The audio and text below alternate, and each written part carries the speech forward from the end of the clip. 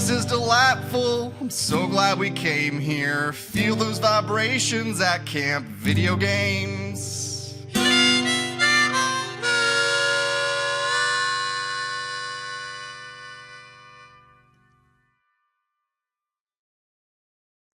Well, hello there, and welcome to Camp Video Games. This is Junior Camp Counselor Sean, and with me is Junior Camp Counselor Josh. Hello, welcome to Camp Video Games indeed. If any of you youths want to make me a coffee run, we are out in the cafeteria, and while you may not have any, I will give you 10 points to your house if you bring it to me, but you must drop it off, and then you must run. I do not want to see you. I do not want to hear you. I just need the coffee. Deliver and flee. Yeah. Anyways, Camp Video Games is a podcast where we talk about video games and their adaptations to other mediums. And this week, what are we talking about? Oh, we're talking Tomb Raider. Two different things called just like we did Tomb last Raider. We got the game from 2013 that was originally released on the PlayStation 3. And it got a remaster or reworking or something for the PS4. And then the 2018 Tomb Raider movie based on this soft reboot of the Tomb Raider series. There's a lot of reboots of this series going on. This is maybe a good point to bring up. Sort of my bottom line is that it feels like everyone involved of each of these reboots is like, why are we doing this? What is this? What is, like, it seems like there isn't a definition of what Tomb Raider is. No one seems to know. Well, much like the soft reboot of the Star Wars franchise, they're like, okay, we know the core essentials of what this franchise is. It starts with Lara Croft. Who she is going to change to a lot of degrees, but it's Lara Croft, a socialite British heiress to a multi-million-dollar foundation. Multi-billion-dollar, I believe. Yeah, she's doing fine. Too well, actually. Too well for me to care is going to be a critique that might come up. So we got rich Lara Croft, and then tomb raiding as a plural, as a vowel. I mean, yeah. Well, tombs raiding, I suppose, would be the plural vowel. Tombs raided. Yes. Tombs raiding. Yeah, something like that. It really just means stealing artifacts from, non-Western civilizations, and exploiting natural resources. Yeah, I mean, in the movie we'll discuss. Yeah. They do their best to make it not about that. Yes, absolutely. And about an actual, we're saving the world from shadowy cabal, like organizations made up of multinational corporations or whatever. But yeah, that's the general idea is still there. It's just kind of like, rich woman who goes in tombs. Yes. Indiana Jones Batwoman. Yeah. I think the main part of this discussion is going to center around how Laura has changed. Yes. As a character, because that's what we've both been kind of back and forthing on as we were doing research for this. And it's hilarious that I just call it research. But that is technically what we're doing. And I think we can write off video games on our taxes now that we are. I don't know if we have to start making money off of it or if we just have to start an LLC. We do make money. And thanks to everyone over at patreon.com/campvideogames. I want to reassure people, money comes in. Making money is different than money showing up, right, which means you should sign up for Patreon if you enjoy this. Yeah, and to make money, I think you need like a federal pressing mint thing. It's like a paper cutter that does all the only point I was trying to make is right now it costs more money to make this than it makes. And for sure. And the money's not even backed up by the gold standard anymore. I know. So who knows what $1's actually worth. How much $1 really costs. And how long it'll be worth that. Anyways. I got really sad. Let's talk about this movie. Let's talk about, I want to talk about the difference between 1996 Lara Croft / 2001 Angelina Jolie Lara Croft versus the 2013 Lara Croft / 2018 Alicia Vikander. Yes. And maybe this is also, before you dive into that, we'll set up.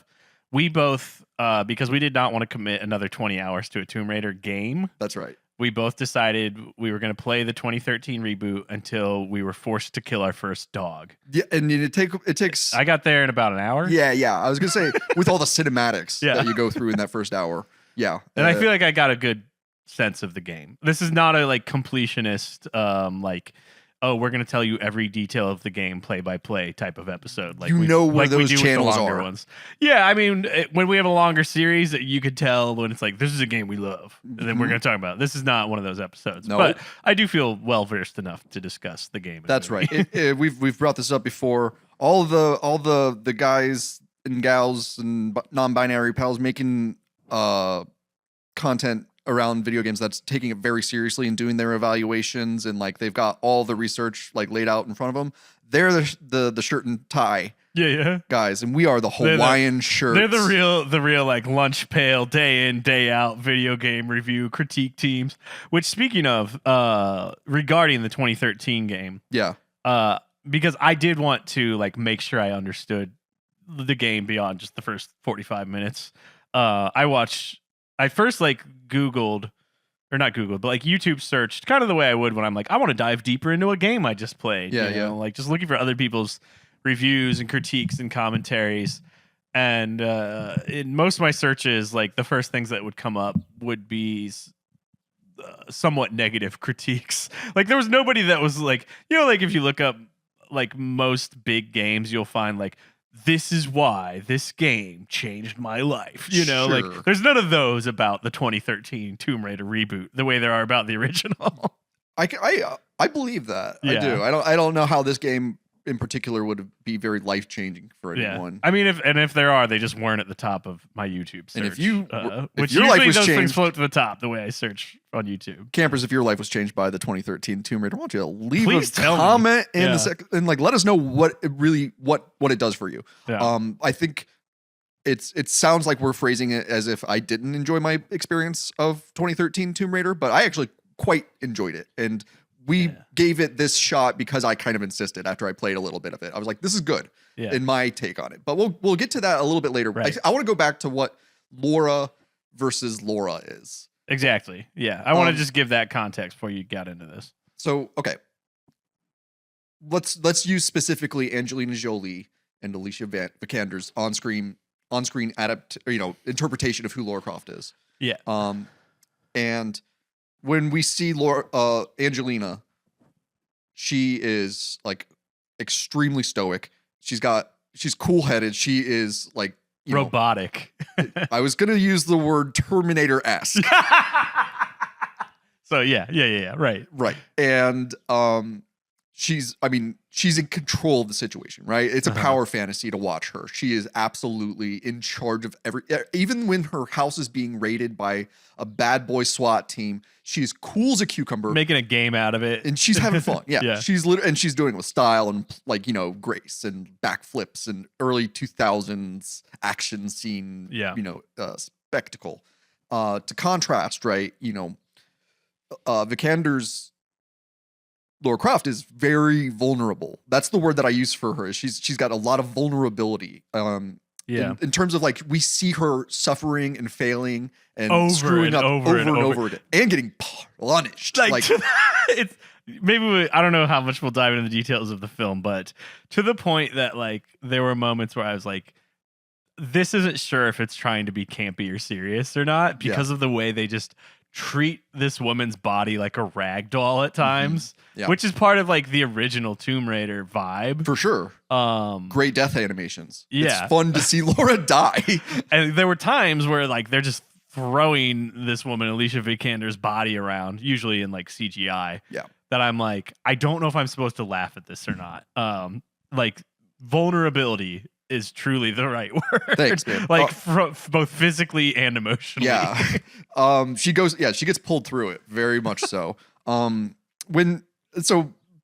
kind of just like, I think the best way to really, we talked about the old Lara in previous episodes. If you haven't listened, in our first covering the Tomb Raider series, we tackled 1996's smash hit, changed a lot in what video games were like, what they decided to become. That's one I would believe has changed lives. Yes, exactly. I believe that video essay.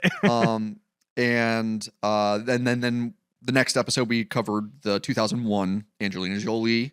We didn't bother with the sequel. Yeah, not as much a life changer, but there were some fun moments. It was a fun action movie on par with like Brendan Fraser's The Mummy. Yeah, like a good summer flick that the whole family can go, gee, that sure was fun. Let's, little camp counselor Josh, let's go get you a Tomb Raider now that we had so much fun at the theater. I bet mom and dad will play together. Real popcorn movie. Yeah, exactly. It was fun. It was a fun movie. And we had plenty of gripes with the pacing and the et cetera, et cetera.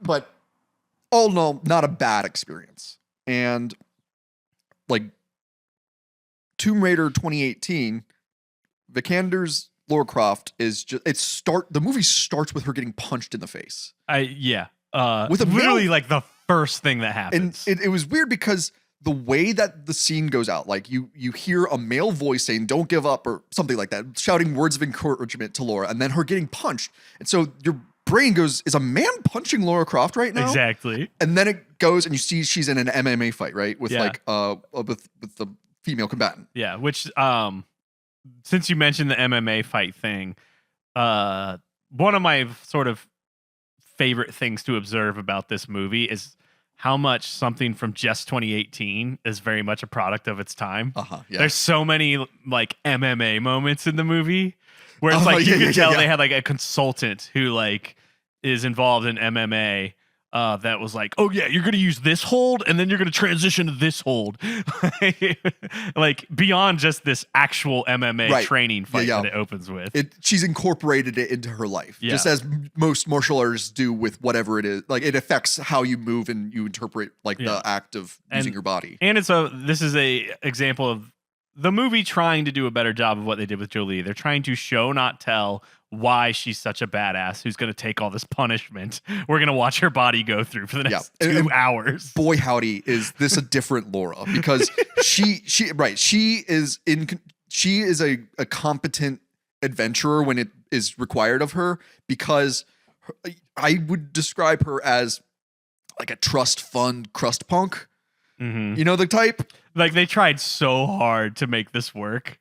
Like this, the trust fund, no, out of pride, she's rejecting her, inheritance or whatever. And I was just like, I'm sorry, you're not selling me. Yeah. I know it's like you made the first one in 2001 where it was like cool to be opulent, and now it's 2018 and everybody hates the rich and you're trying. And I was like, it just didn't work for me. So like she is in order to inherit her estate, she has to sign the official death certificate of her missing father, right? Mm-hmm. That's the thing that needs to be done for her to be like Bruce Wayne of Wayne Manor, right? Yeah. Lots of comparison, like literally she is Lady Batman with a side of Indiana Jones. And Laura is like behind on payments at her MMA thing, but she's not really, because she can just call anytime. But she hasn't, and it's the trust fund crust punk where it's like, it just doesn't work. It's like they go off out of pride or out of like a sense of hopelessness in having their life kind of written in stone before they were able to make that decision. But also for her, it's emotionally she has to conquer the fact that like it's accepting her father's death. Which works better than the like, oh, she's like slumming it aspect of the character. So she needs to make some money so she can keep MMA fighting. And she's a bike courier. Yeah. And that's cool. Like I thought the bike courier fox hunt scene, where I thought it was a very fun action scene. What basically is that they're the bike courier gang that she runs with is like trying to make they're trying to find a sucker that they can get to like be the ghost in the graveyard, right? And then all the ghosts go to chase her. She's got a foxtail and a green paint can that's hanging from her bike that has a hole punctured in it, and it's leaking, leaving a trail. Her. Yeah, and I thought of like Danny in The Shining in the labyrinth scene. He like covers his tracks, and she does sort of the same thing by jumping on the truck.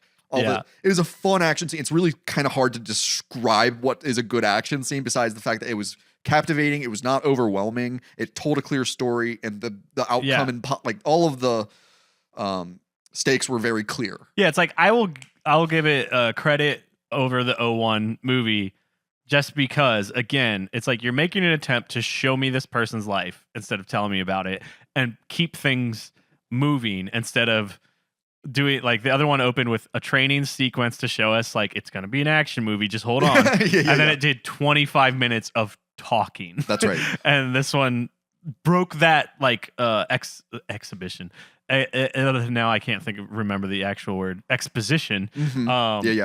It breaks it up with like, oh, there's actual characterization and action happening, so you don't have to wait 45 minutes before anything cool happens. So again, to compare, the difference between Jolie and Vikander is that Jolie's Lara Croft is a competent adventurer because she has an X-Men style danger room and a butler and an IT guy who are there specifically to help her be badass. Whereas Vikander's Lara is like she's street trained. She's a brawler. She's a biker. She's like got that quick thinking, and she can like. She's proving. She's not saying, "Oh yes, I'm very good at evading crowds of men chasing me on bikes because I went to Oxford." It's like no. It's like this new Lara didn't even go to college. Yeah. They became like a kind of joke at the end of the movie, but like it is exactly. It's showing, not telling. Yeah. And they also will build on that throughout the film, where back to 2001, we had very lengthy reads of letters from her father. And in this one, instead, we see flashbacks of her being trained by her father as like a adventurer. I don't know. Like we see like archery training. And there's one or two other like flashback scenes where she's being trained by her dad. The archery is what I remember most clearly when she was a teenager. So we at least get the vibe that like her dad was doing this adventuring, but not like out of the closet about it, but he was giving her the skills. Like he was teaching her the puzzle solving and the survivalist archery, you know? Yeah. Well, he's you know, again, I said this in the last discussion. Tomb Raider is an accusation that you hurl at somebody. Yeah. You know, like it's the same as being like child killer, like Tomb Raider, grave robber. Exactly. And so, yeah, I think you should be in the closet about being a Tomb Raider. But which, as we'll find out, her dad was trying to avoid a tomb being raided. That's right. That'll be the main plot point eventually. A tomb saver. Yeah. So great. I thought that was a great intro for this movie. I mean, it's just, you know, MMA in a bike courier chase scene, and then she gets arrested, and then her privilege shows because her lawyer shows up or something. Her like Alfred, handler, her like lawyer Alfred handler is just like, oh, it's all fine. She's a billionaire. You didn't concern yourself with her transgressions. Yeah, and just like, oh, and then she's like, Laura, don't you want to be a billionaire like mommy and daddy? You have to just say it. Your daddy's dead. Yeah, and just I don't know. That part kind of seemed a little 2001-y, not Kubrick's 2001. That's like where the movie gets. And this, actually, let me back up. This is like what I was saying earlier about like everything since the original game has like felt like we know there's money in this IP, but no one can figure out how to fit it in with like the cultural moment and like define what it is. Yeah. And like that's the like biggest part of this movie, aside from how much they abuse this woman's body. That was like the biggest struggle for me, is like, what is its identity? No one like seems to care like about this character. They're just like, we just need to make it so like the kids of 2018 won't hate it because she's rich. But like, she's Lara Croft Tomb Raider, so we know it's profitable. It's very confused.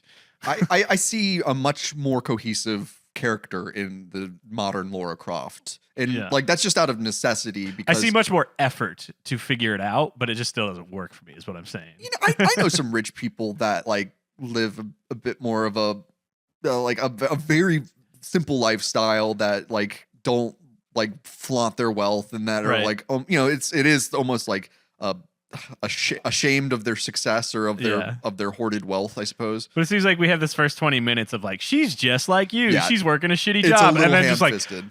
boom, snap. It's like, oh, but she can get bailed out of jail. Yes. You can't. As soon as the stakes were higher than anything that she had created. Yeah. Like where she's exactly. But okay, so yeah, Laura goes to like sign the death certificate. Yeah. But Which again, she wields her privilege. She walks into the front desk the of name like drop of CROFT, like vampire mega corporation industries, whatever the fuck it is. And she's just like, I need to talk to so and so. And the guy just keeps me like, couriers come in the back, couriers. And then she's like, my name's LARA. CROFT. And then they show like CROFT written on the like wall right behind the guy's like, okay, so like, are you or are you not? Like into the fact that you're like a Nepo baby. Sure, yeah, that's a good way of putting it. I think it's hard not to take advantage of your like of your privilege when it suits you. That's just human nature. And but the film really is trying to be like, not all rich people are bad. See, but like here's one of the good ones. I feel like they could have thrown the wealth out the door. No, that is essential to Laura. Like, I'm just gonna pitch this real quick. Like, they could have thrown the wealth out the door and like said because for whatever reason they decided, I don't know if it was like one of the sequels to the original. At some point they decided the core of Lara Croft is her relationship with her dad. For whatever reason.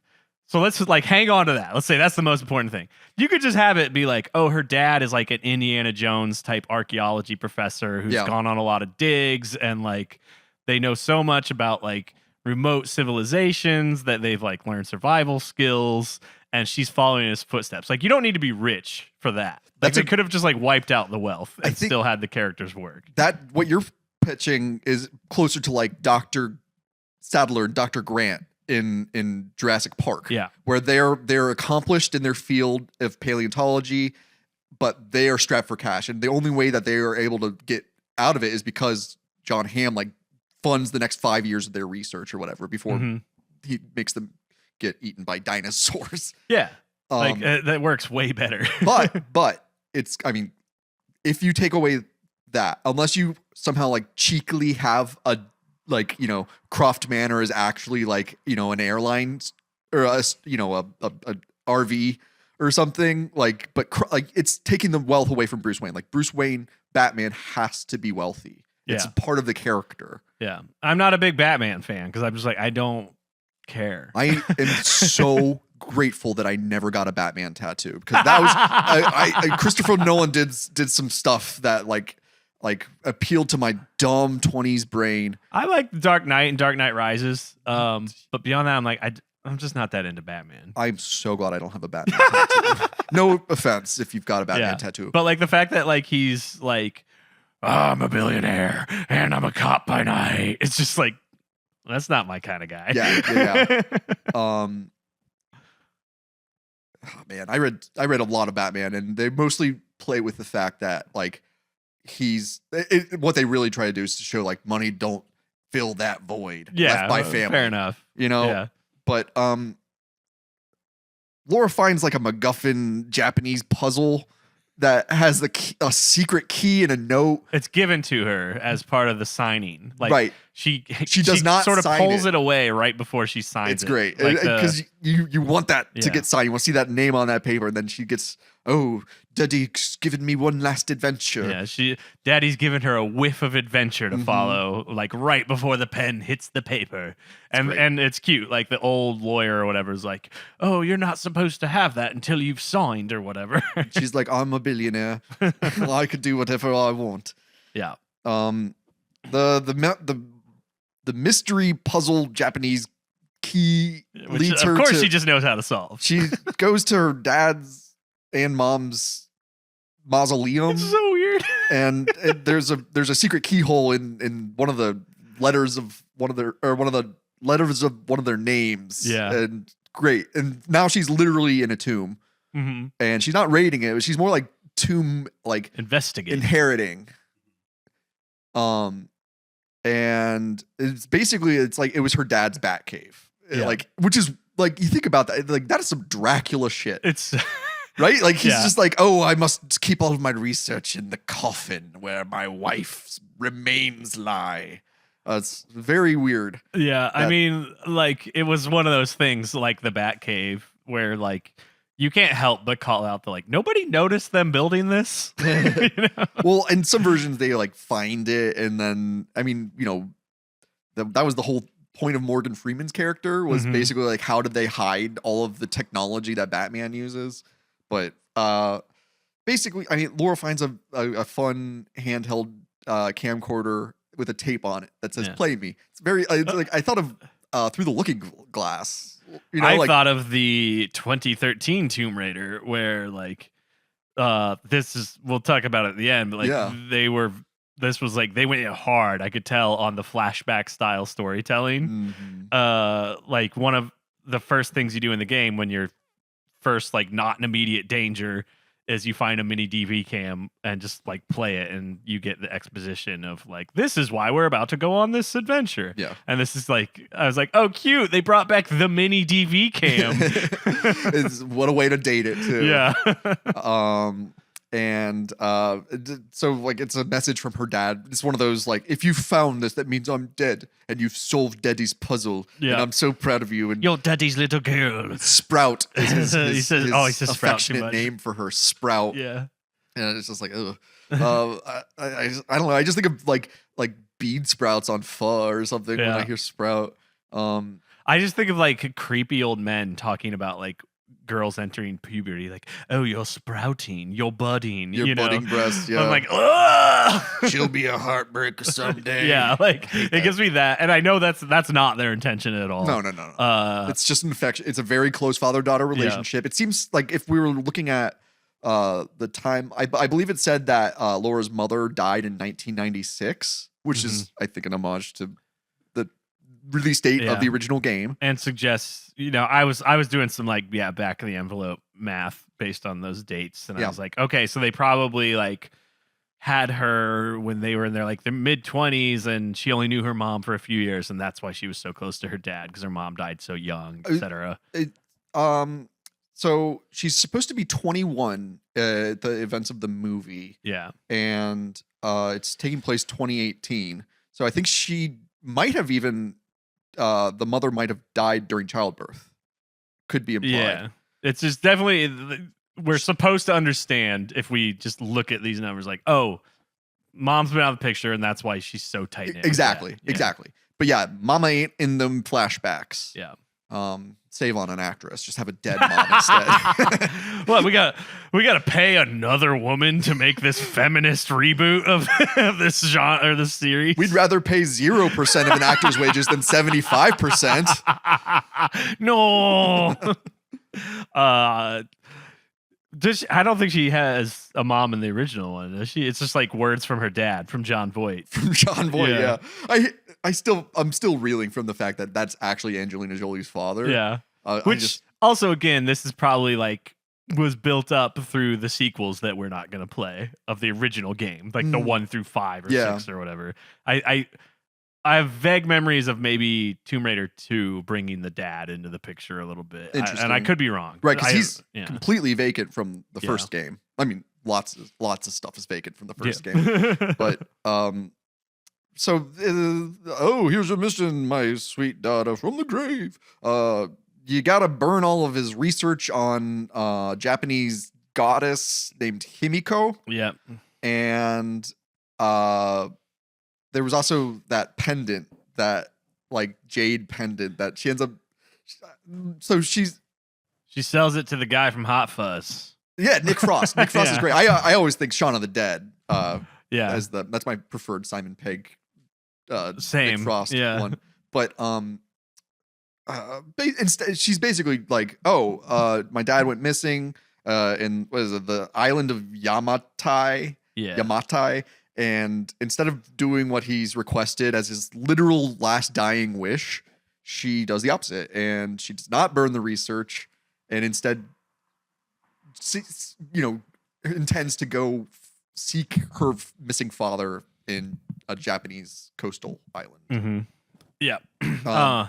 She needs cash though, because she's not a billionaire yet. Because she can't just ask for it. so instead, it's almost like what it's like. Okay,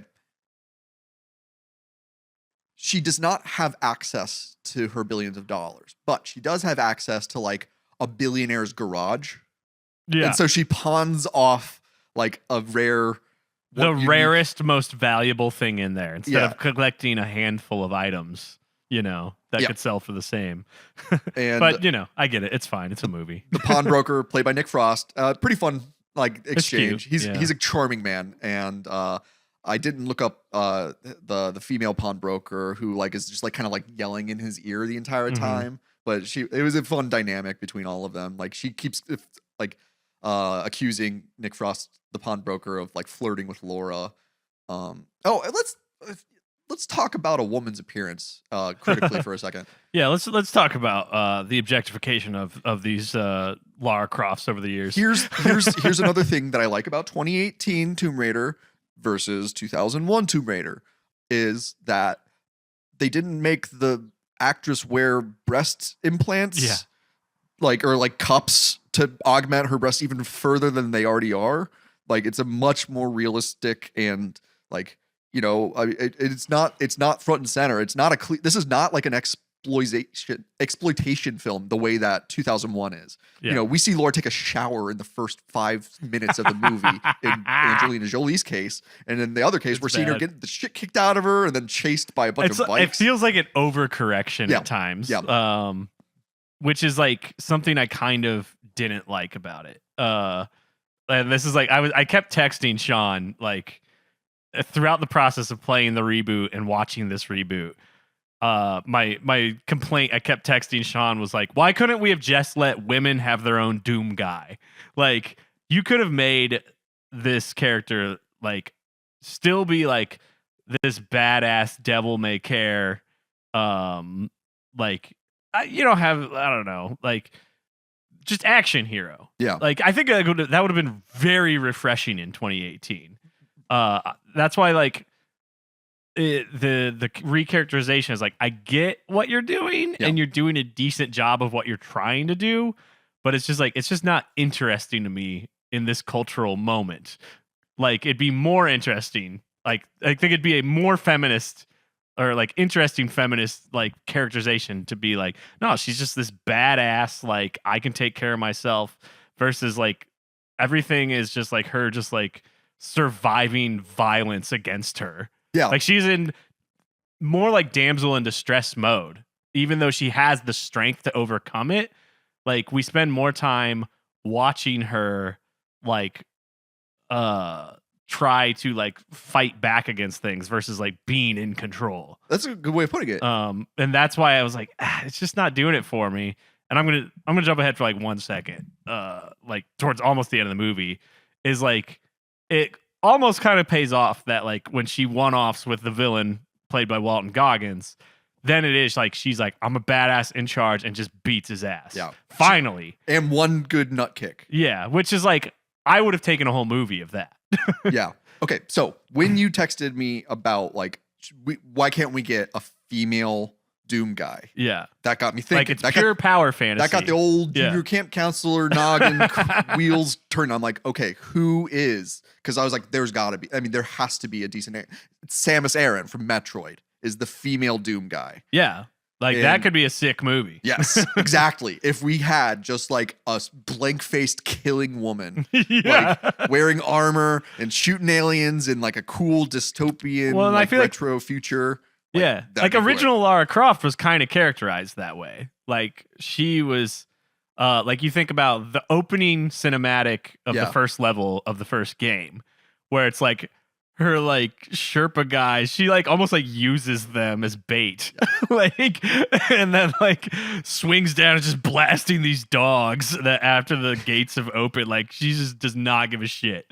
Like that would have been a really refreshing character to see in a movie in 2018. There's a definite like you're watching the opening cinematic from '96, and they are trying to do the opening to Raiders of the Lost Ark, Mhm. where you've got the hero, you've got their native guide. Yeah. And then not the that guide, I'm pro using like indigenous people as bait for your like first world billionaire tomb raiding. yeah, But Laura Croft's the kind of person to like walk on Sherpa's corpses to get up to the top of Mount Everest. Yeah. That's not the part of this that I'm in love with. Just want to clarify. Yeah. But if we could get, I guess Duke Nukem would be a good like comparison to like what like a mixture between Doom Guy and Lara Croft, because he is like Duke. I did not expect to say this today, but Duke Nukem is a hypersexualized, like masculine character. Yeah, like he's always talking about like being horny and like like he's so and he sucks. Ripped, like and he's like a super dated, outdated, expired. Don't eat that. Like they could have made Lara Croft like 10% that, like 10% sort of like owning like her sexual power and prowess, without objectifying her. Like she doesn't even have to be straight, Like I thought she was gay because her friend at the opening scene back at the MMA gym, her friend Sophie. You probably remember her in like the locker room. I think they're talking. Yeah, she's got striking eyes. She's like brilliant, like they're like luminescent eyes and very tight curls. Very pretty woman. She plays Jill Valentine in the Resident Evil. Nice. Welcome to Raccoon City film from 2021, which I really enjoyed, and I hope we talk about that sometime. But and I thought that was going to be like a continuing thing, is that she's got a very close female friend, like maybe like kind of how Batman's got his ward. It's just like they're like kind of subservient, like partner. They're the dom. Lore's the dom, for sure. But that woman basically disappears completely. Not another scene with her, and gets replaced with a Japanese American fisher, Lou Ren. Yeah, but back to like square one of what you were saying is like I do appreciate like they cast somebody that like if there's going to be a like femme body that can like do all these feats of strength we're about to show you, like she has it. That woman is ripped. Oh yeah. And just minor cursory like research is like, oh, she is a professional ballerina, and like you see like every once in a while you'll see where they let her do just a little bit of the stunt. You'll see like that gracefulness come out, and I wish they had done more of that. But anyway, moving on to the Japanese fisher boat village, whatever. Yeah, I think Lou Ren is. I think he's Chinese, or was it she? Like because it's a island off like the southeastern coast of Japan they have to get to. I'm not gonna pretend to, but I don't remember where she lands. Somewhere in East Asia, she lands to find this fisher boat captain. Yeah, Lou Ren. And I just thought it was funny because like Lou Ren and Laura are very phonetically similar, and I wonder if they're doing that because Lou Ren's dad was that was her last real link to where her dad went. Was that he sent an email to some guy named Lou Ren, and Lou Ren agreed to take him into the middle of the Devil's Sea. And so Laura seeks out Lou Ren. There's a fun, her bag gets stolen, and it's a nice bag heist. Again, it's like you've already shown me enough that she's a badass, but like. Thanks for breaking up the pacing, and giving me an action scene, so I don't have to watch 20 more minutes of talking before we do something interesting.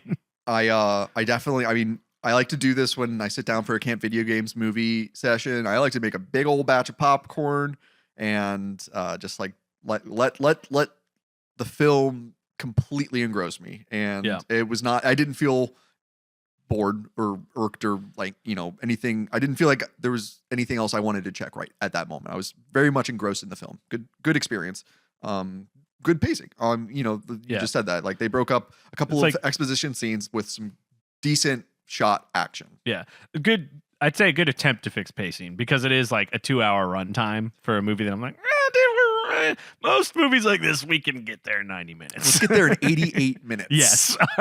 Any movie like this, that's like action movie that doesn't have much more depth to it than that, I'm like 88 minutes, 90 minutes. This is, you can knock it out. If you can't, then you're not doing it right. Exactly. So she, the bag heist like leads her to Lou Ren's ship. and turns out this is Lou Ren Jr. And there's a little back and forth about their missing fathers, and for Laura dealing with her father's disappearance, or basic in her life, it's her father's death.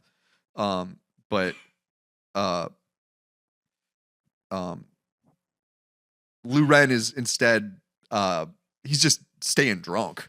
Yeah. He's blackout drunk. Stay lifted, dog.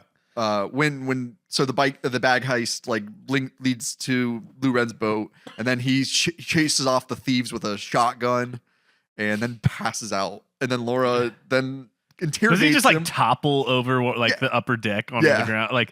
There's so many moments, basically from here to the end of the movie, that it's mostly Lara's body, but just bodies are being abused, and I'm like, oh, you're so dead. You're so dead. Yeah, you are bare minimum long recovery in the hospital from just all these just little stumbles and falls that they just blow up into these huge things that I'm like, no. You do not just get up and keep going from that. It's they use a little bit of cartoon logic to the physics of people's bodies and violence for the rest of the movie. Yeah. That's why I stopped skateboarding, man. I remember being at a skate park and I just wiped out the worst, and barely anyone batted an eye at it. And I was basically, I was I think my body's just not gonna work ever again. And I was if that's not even getting the whole skate park in a row, then I don't want to find out what does. Yeah, and back to this shot of Lou Ren falling. It's no, he ragdolls over a bunch of just sharp debris. Yeah, for 20 feet. It's just shot after shot like that. It's so absurd. That's a spine brace at minimum. And instead, Lara just throws him in the shower and sprays him down to sober him up. Because that definitely works. If you're feeling a little too drunk to drive, just splash a little water on your face. Water on the face. Say fuck it, and then see where it takes you. Yeah, if you get pulled over, just tell the cops I splashed water on my face. No. I washed my face, officer. Yeah. There's that. What's that? Jerry, Mungo Jerry. In the summertime. Yeah. To have a drink, have a drive, go out and see what you can find. That always bothered me. Yeah. I was don't drink and drive, Mungo Jerry. Hey, there were no rules for Mungo Jerry. He panned the vocals hard right on that song. The drums hard left. Really? He's not playing by the rules, dude. What should he do? Tell him how to do his job. No, I can't. He's Mungo Jerry. He gets to do what he wants. He can drink and drive. And he then sing about it. That's so gangster, dude.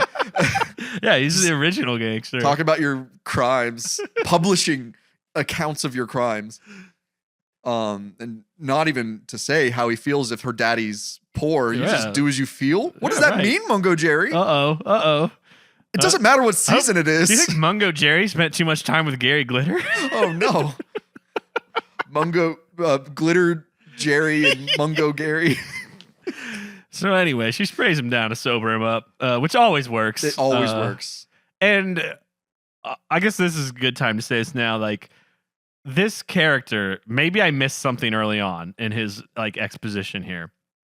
I'm just why is he so instantly committed to Lara? The only thing I can think of is they're both our dads both disappeared together. Oh, and he is ride or die for her the rest of the film. It starts off because it was a great line, because she's first when trying to get him, when she's Luke Skywalker to Han Soloing, explaining why she needs a cheap ride to a very dangerous place. Which actually I should have started there. Yes. Yeah, so go ahead. she's like, hey, I need to get to Yamatai Island. And he's like, that is in the middle of the Dragon's Sea or the Devil's Sea. I don't think so. He just keeps repeating it's a death sentence. Yeah. And she's like, I have 8,000 whole British pounds for you. Yeah. So he's like, okay. Well, it's great because she takes off one boot and she takes out the money, and he's like, and then she's tells him what he needs, and he's like, well, what's in the other boot? Mm-hmm. It's a fun, it's good.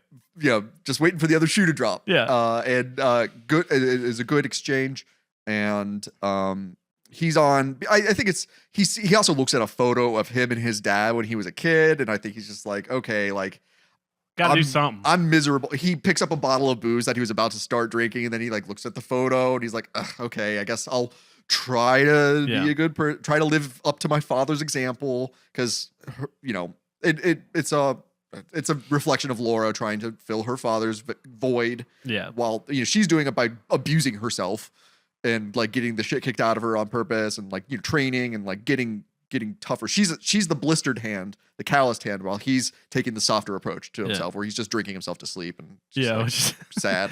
Yeah, and maybe the characterization would work better for me if it's like he's like guaranteeing it's just like we will die, we will not come back alive, and then it's like literally the next scene is his boat being just ripped apart by the ocean, and like we are brought to believe like this boat is all this man has. And he just like drove it into the depths of madness and let it get shredded for 8,000 quid. And now he's just like effed.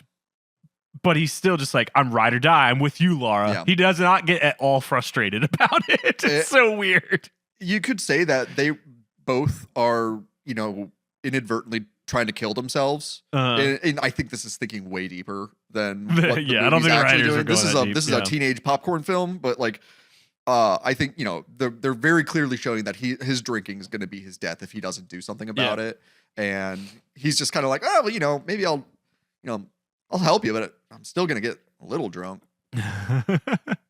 But so they get shipwrecked, and she makes sure to save her dad's research that will point to this tomb. That's right. The thing that he requested be destroyed. Thing.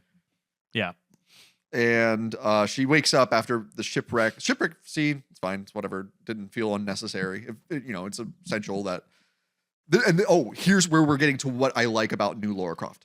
Again, she did not ride a private jet to the location where she can then tomb raid and then comfortably make her way back. Everything for 1996 Lara Croft is very, she's in complete control, whereas this Lara is not in control at all. And it shows you that even having wealth and privilege does not make any difference once you're out in this shit. Yeah. She doesn't have her IT guy giving her recon on where her robot is. Like this is a very much more grounded, and it's like when the billionaires died in their fucking submarine. Yeah. Those guys they got so squished. They just were like, oh, we're going to see the Titanic. Squish. And I know that became a #1 hit again after that happened. That's so funny. Yeah. I think Spotify was the Titanic submersible. Was it called the Titanic who cares? But we all know. Yeah, what we're same thing. about. It's like when you're in the elements, your money can't save you. There is just like this aspect of it of like all of her. One, I don't like how much it's like she's constantly in survival mode. Mm-hmm. Like that. We decided like the way to make a movie feminist is to show a woman surviving, not necessarily thriving, but like surviving. And anyway, so like we see a lot of that in her, like the shipwreck scene, which I think is like, I like the, like, I don't know, all the stunt work or whatever. To a degree, they got rid of a lot of what was good in the first movie. A lot of like the practical sets and stuff are gone. I mean, that's a bygone era for these types of productions at this point. So like that's a bit of a bummer. But like getting to see like, oh, she gets to be physically badass, even though it is just like a constant assault on her. It's still like, okay, I'm having fun at times. Yeah. But yeah, so ship's wrecked. They're on the island. They're separated. She wakes up. I do not recall where. She wakes up in like a hut with Walt and Goggins. Yeah. Literally. Okay. Halfway through the movie, and we finally get to him. God dang! I spent from here on. Yeah. So like I did the same thing I did last time, where I wore a wireless mic. And commentating as I was watching. I feel like every other paragraph is just me going, Walton Goggins. Walton Goggins. Like, he is too much actor for this movie. What's his background? He's so good. I only became aware of him this year when his, massively Uncle Baby Billy's Bible Bonkers? No, I've seen clips of that, and it looks great. I ain't got no time for you nerds. Go outside, nerd. God, it's the all-time greatest So good. Righteous Gemstones, one of the greatest shows on television. He plays a uncle to a Falwell-like family. Yeah. And he plays. It takes place mostly where he's 20 to 30 years older than he is in reality. Yeah, They do flashbacks to his real age, and he's incredible in that. I'm pretty sure he was one of the leads in Justified. Is another thing he's known for. Before Righteous Gemstones, he was in Vice Principals with Danny McBride, which like Danny McBride can do no wrong. Yeah, that's true. I'm not sure like film wise though what he's big for, but like I like he is so compelling. It's like he's working with like this is ostensibly script wise. It's like like these kids all went to like NYU Tisch School or whatever. Like they know the rules. But it's dog shit. Like it's not great. How so? What do you mean? Like his introduction? No, I mean like what he's working with. Like it's not great. It's like a spin-off of a spin-off of a spin-off of an Indiana Jones film, right? Oh, sure. You know, sure. like, but I think in compelling actors' cases, they can be better than the role that's written. That's what I was getting to. That's the essential part. He rises above what's on the page for him. Yeah. Because he's Walton Goggins. And like I was like, just like looking at him and the way like, he could just act circles around anything going on. I was like, he could be like our generation's Clint Eastwood if people would cast him right. He the Camp Video Games adjacent product that Goggins has recently appeared in, being the Fallout series on Amazon. Right. I have not seen that. He can't. It's like when you're in a room with a bunch of mirrors and the same thing is just like over and over and over and over again.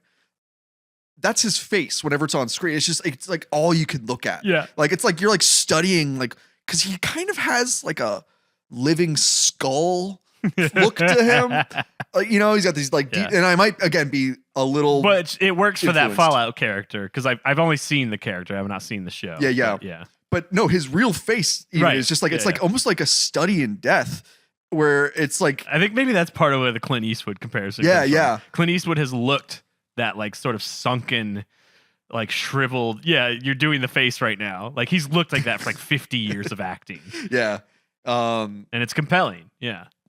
And like, there's also like, another actor I think about like this is actually like Tupac, who is like his career, like you don't know until you like go back and watch films he was in. You're like, oh fuck, he was a fucking actor. And it's in the eye. It's all the eyes. Yes. Tupac has the saddest puppy dog eyes that you're like, you could do no wrong, little buddy. I just want to give you kisses and kisses. And like, you just cannot take your eyes off him when he's on screen. It's all. I mean, eyes are the translator of inner magic. Like, again, like you just see it sometimes. It's just like spark. It's like they have been eating the spice. Point is, I'm extremely gay for Walton Goggins and Tupac. Yeah. So is everyone involved.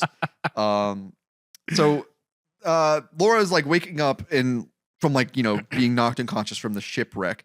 And she doesn't know right off the bat whether or not she's a prisoner or not. Walton's being very kind of like threatening but evasive, but also like not like actively malicious. And like there's a strangeness that like you can't quite read how much his mind has been lost from like this like Colonel Kurt's mission. He's been stuck on for 7 years. 7 years. Yeah. He's been looking for the tomb of what's the word? Himiko. Yeah.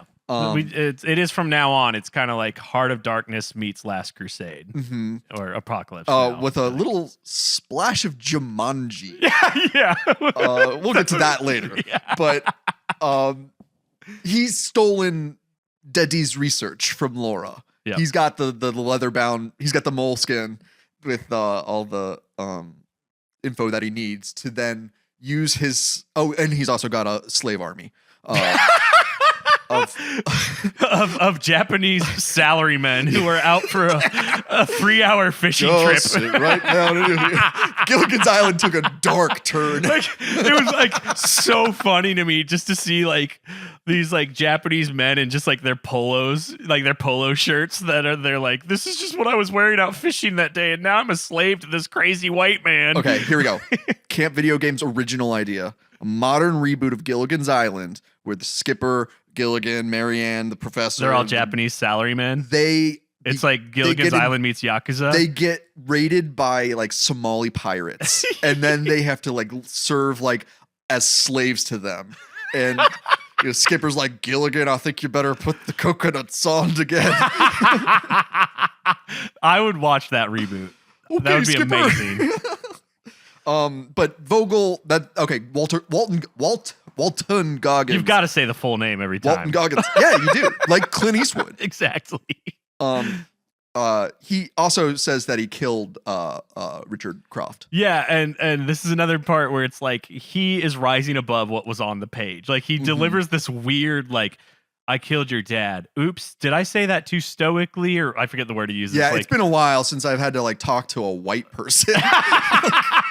Yeah, but like he just says it's like it's been a while since I've talked to anyone except for the voice on the other end of this phone or something. Like he has a satellite phone. Oh, thank you for bringing that in. And but then we're immediately introduced to his slave army. So I guess it's like further characterization of how evil he is. Is like, I don't even see all these shipwrecked slaves as humans. Exactly. Like, I think because he talks about being like kind of lonely and just like, like having like he's like living this very isolated life. But then literally the next shot is hundreds of people like with their arms and legs bound in ropes, like doing basically the same slave stuff that the was it Cambodia in the 2001 movie that where they were pulling down the thing to get to the time. But in that movie they were like, wow, what a convenient thing to have for us, the white protagonists. But instead we've got this like maniac slave driver. Much better done. Where this is a good point to note. I forget if we said this before recording or after that. Like, this is like this. The rest of this movie is pretty closely aligned to that reboot game, as far as I can recall. Like, it's honestly like the shipwreck that happens 35 minutes into the movie is where the game starts. It's like it's weird that they did like an origin story of an origin story. Well, the video game would be weird if it started with like a GTA style, an hour of just like walking around, or like I don't know. It could have been cool if it starts with like a mini game of you on a bike that somehow tutorializes something you're gonna do in the regular game loop. And then Laura kills the bike courier with an ice pick. Anyways, so. The slaves are fracking. No, they're doing mountaintop removal of just this whole island. They're just blowing up the entire island until they find dang it, what is Himiko's tomb? So then Laura's like, oh, I guess I'm a slave too. Like she just kind of like walks out and then just starts like, guess I'll pick up a shovel. This is life now. It's wild. Vogel, he's like following Daddy's notes to the real dig site. And so there's like like an old man. I don't want to be like there's a slave, but there's an old man who happens to be enslaved. And he's coughing and he's weak and he's like, like holding up the guards like get back to work. And he's like and then Walton Goggins just shoots the guy. That's when Laura decides, oh, I guess maybe we should try to escape from this. This doesn't seem like a good situation. Yeah. This is also the point in the movie when they shoot the guy that I noticed this is an extremely violent movie. Yeah. And you never see a drop of blood throughout the entire film. Not a single drop of blood. Was this PG-13? I believe so. Yeah. Which makes sense. It's interesting because like I see what like the movie is trying to do, a modern correction of a lot of things that were like not tasteful anymore from the original, but the like bloodless violence is still something that's just like this is so deeply embedded us, and it's like it's gotten this. I'm gonna folks, I need you to hang with me for a second while I put on my tinfoil hat. I'm gonna sit in the tactical bathtub. We had like action movies in the 80s and like Verhoeven movies in the 90s, ultra violence, visceral, like uncomfortable to watch, but like entertaining because it's so silly in a way that like you take away that violence is bad. Yes. And like these movies that are all so bloodless, but still like you're seeing bodies just piling up, like they remove the discomfort of violence. And it's very odd to me. And it's a big part of why I cannot get into this like modern action, genre. Well, I've probably mentioned this on the show before, but like a couple of years ago, I got to interview Tom Savini, who does the special effects for Dawn of the Dead, Day of the Dead. Yeah. He did, From Dusk Till Dawn. Was he still using squibs? This is a big part of it for me. His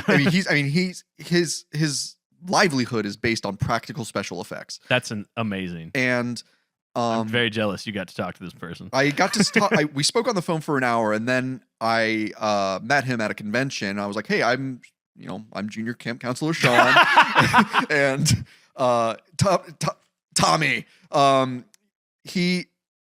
I was wearing a beanie cap. You remember that beanie cap I used to always wear? That like kind of red knit cap. Mm-hmm. He was like, "Where'd you get that hat?" And I was like, "Oh, I was actually given this from my brother." Not interesting. He was like, and I was like, "Do you want my hat, Mr. Savini?" And he was like, "Yeah."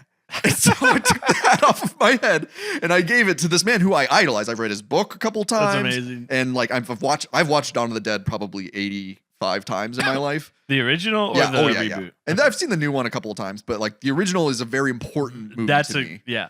Again, that movie, the violence is brutal and visceral and ugly, and you walk away going like, "That's bad." Yes.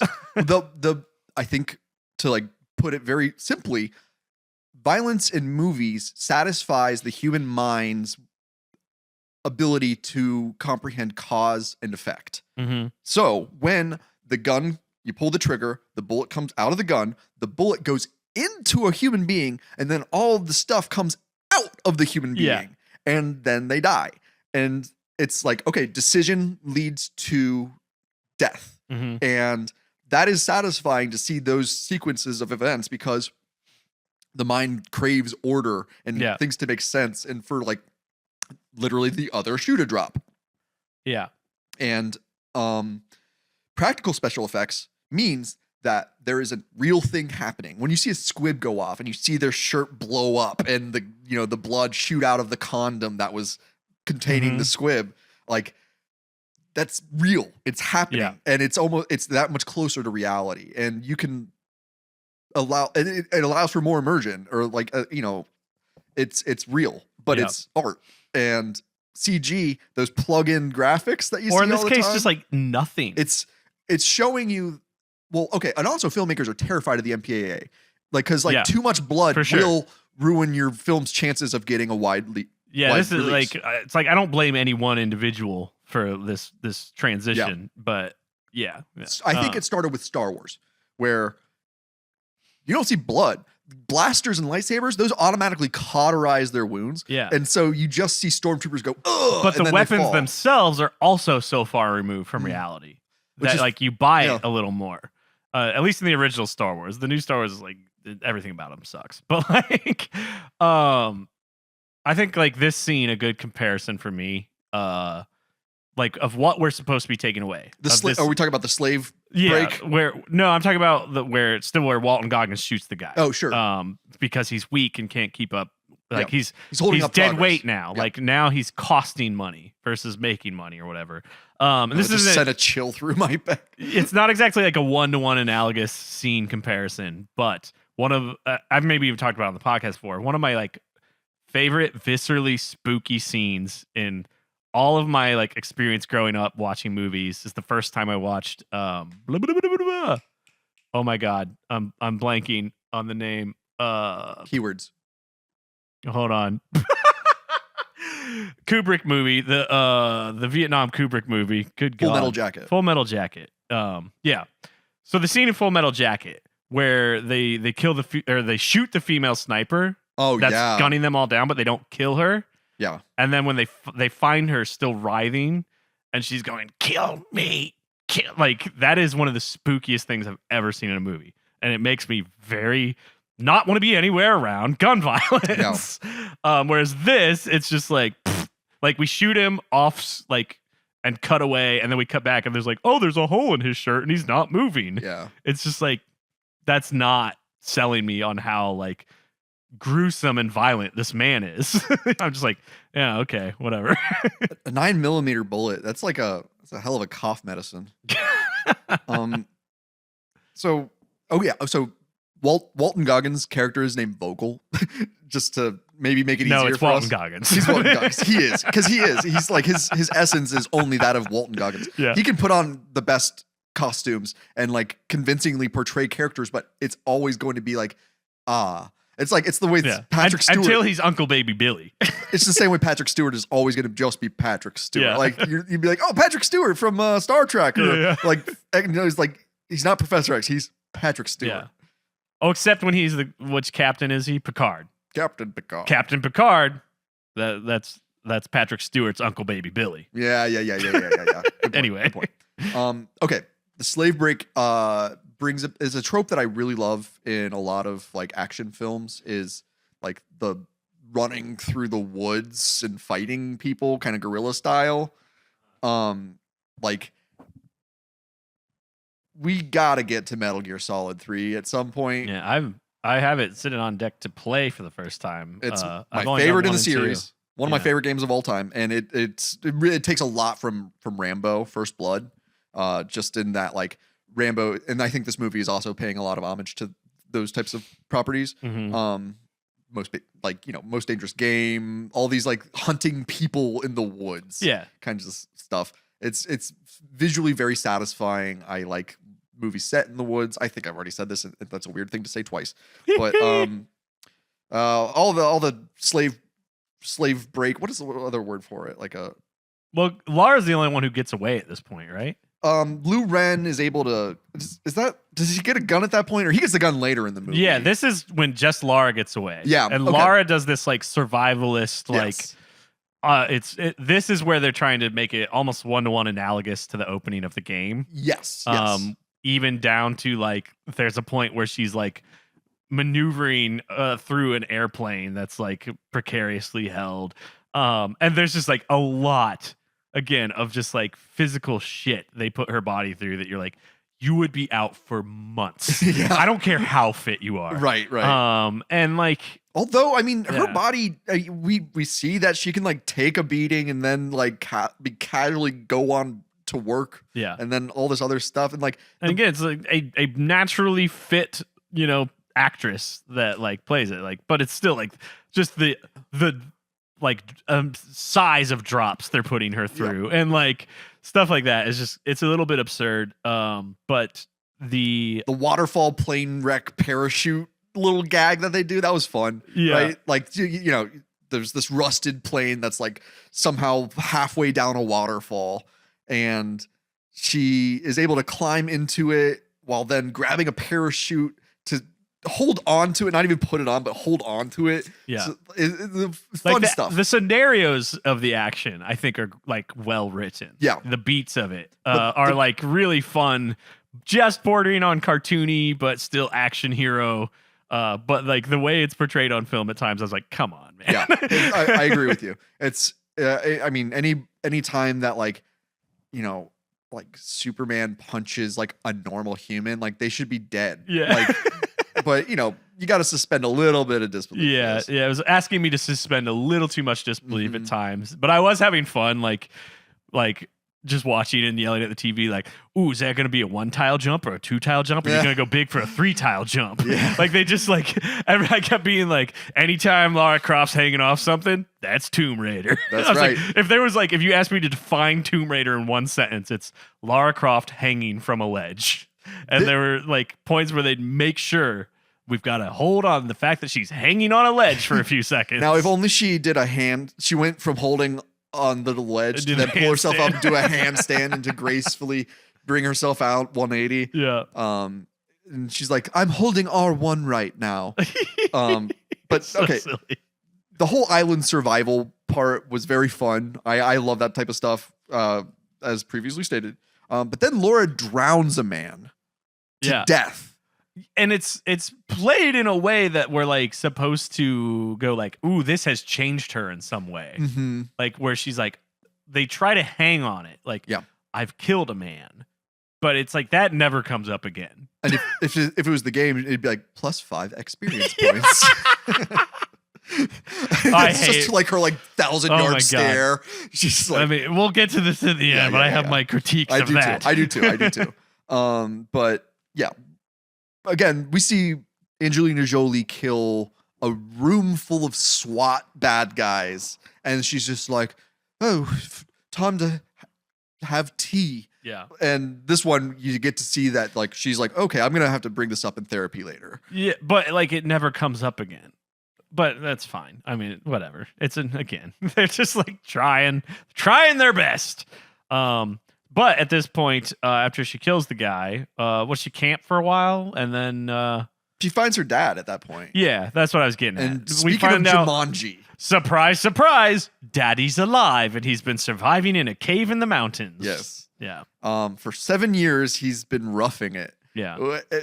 Sure. Well, it's like the guy, the famous Japanese soldier, kept the fight going. Yeah, Hiro Uenda or something. I mean, that guy did it. It's possible to survive on those islands for quite a while. That guy proved. Yeah. But it is a little silly. They do this. It's played a little odd, but I get it. I get what they're trying to do. Where she walks into this cave and just "Oh, hey, Dad," and he's like, "That's not you. Go away. Well, go away." He's truly losing his mind as well in his own way, and I mean, he's been hallucinating his daughter. Yeah, but again, there's no repercussion to that. Nope. It never comes up again. Nope. It's just the next morning he goes, "Oh, sorry, I wigged out a little bit there. I have visions of you coming back, so I didn't believe you." And then it's that plot point is done with. Yeah, now I'm not crazy because I've got my daughter back. Right. It's so bizarre. And he looks really good as a wild man. he's just looks great. Captain Caveman. There's this.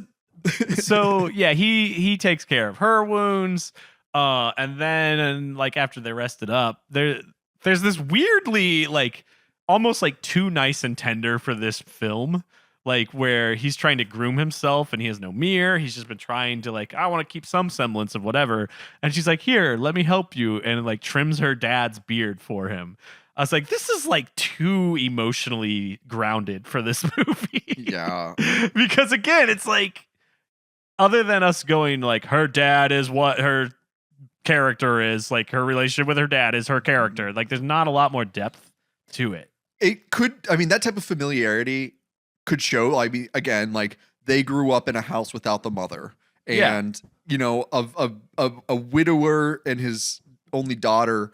Again, they had a very close relationship, and maybe in his time of grieving of the mother's death, while she's still a pretty young child, she'd just be like, "Daddy, let's get you back in shape and do things, and let me be your literal reason to live." Yeah, and I don't know, it's just it was a little ham-fisted. Yeah, but I think a lot of my complaints can be rooted in the fact that it is an origin story of what was Lara Croft like before she was Lara Croft, and that's oh, she was boring. It's kind of again, it's I want my badass action hero, know. It's be what was Rambo like before he was a soldier?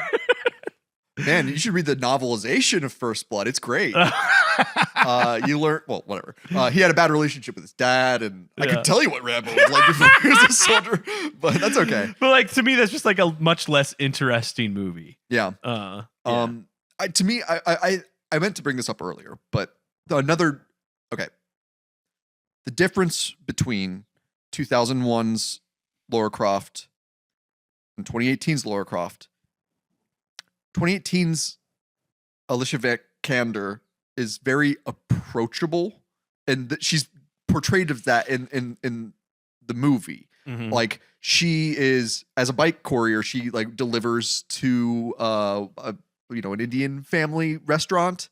Yeah. And the mother is ask her to the son, right? And there's this whole thing, and Laura's there. She's she hears it, and she knows that that's what's happening, and she's completely willing to like she's like, this is a cute guy, like this is a Yeah. good family, they're good customers, they're nice people, I can like sense that these are like good people, and she's therefore is like, hey, like I am available like as like a romantic like interest, whereas Jolie is completely unapproachable, Right. and like is just like, we're like, she's almost asexual, and like in the sense that like she has She's, no drive. Like her relationship with sexuality reminds me of Donald Trump's, where she like performs it as if like, I know I'm supposed to be performing that I'm like a sex object, like the same way Trump's like, I know I'm supposed to perform masculinity, and that means talking about how much I like sex and female bodies, you know. But like I don't think that man's ever had sex. But I see this Laura as being much more in tune with the full human experience. Yeah, she's not going to be compared to a killing robot from the future. I think a fun way to play with this is to think about like, what if these two characterizations are the same universe, and this like origin story is like, oh, this is like she was semi-normal until like she finalized like, both my parents are dead, I'm an orphan, I'm just gonna go bury myself in this manor and this money, and then she becomes that like action hero psycho that we see Angelina Jolie as. I'm in, like babe. over the next 6-7 years or whatever. Yeah. That's kind of fun to play with and think about. But anyway, let's plow through the rest of this movie. That's like a Spider-Verse type of like. Yeah. I think pitch. that's an interesting character study, but like they're so separated from each other that like we never see that, and they're both as two standalone things, neither interest me much. But when I put them together like that and play with it in my head, I'm like, ooh, that's an interesting story I'd watch, you know? I think the way, in the same breath that like Lara Croft was used as a sex object in the 90s, she's now being more of like a role model, aspirational figure for all the women who dream of their bodies just being physically abused up and down an abandoned island. of surviving it with grit, and of like showing the tenacity of like, everyone gets dragged through it, but this is a more realistic version of a real human being and how this type of stuff would affect you. Yeah, like I don't want to try to make too many feminist points on a show that's two white guys talking into microphones like most podcasts, but like this like assumption of like the female experience is violence against your body, I think is like part of like what irks me about it. It's like that she doesn't get to stand and like be powerful the way a male action hero does. It's just like, it's a different characterization that like, I don't know, both work, but like, I don't know, this doesn't do it for me. Yeah. I think just the more grounded approach was what I was more attracted to with it. Right. Which is like, I get that appeal, but it's like, oh, I feel like we could go further and make her like more empowered more often in the movie. I think she just needs like battle armor that's basically a bikini, you know? Let's really round out this character. Yeah.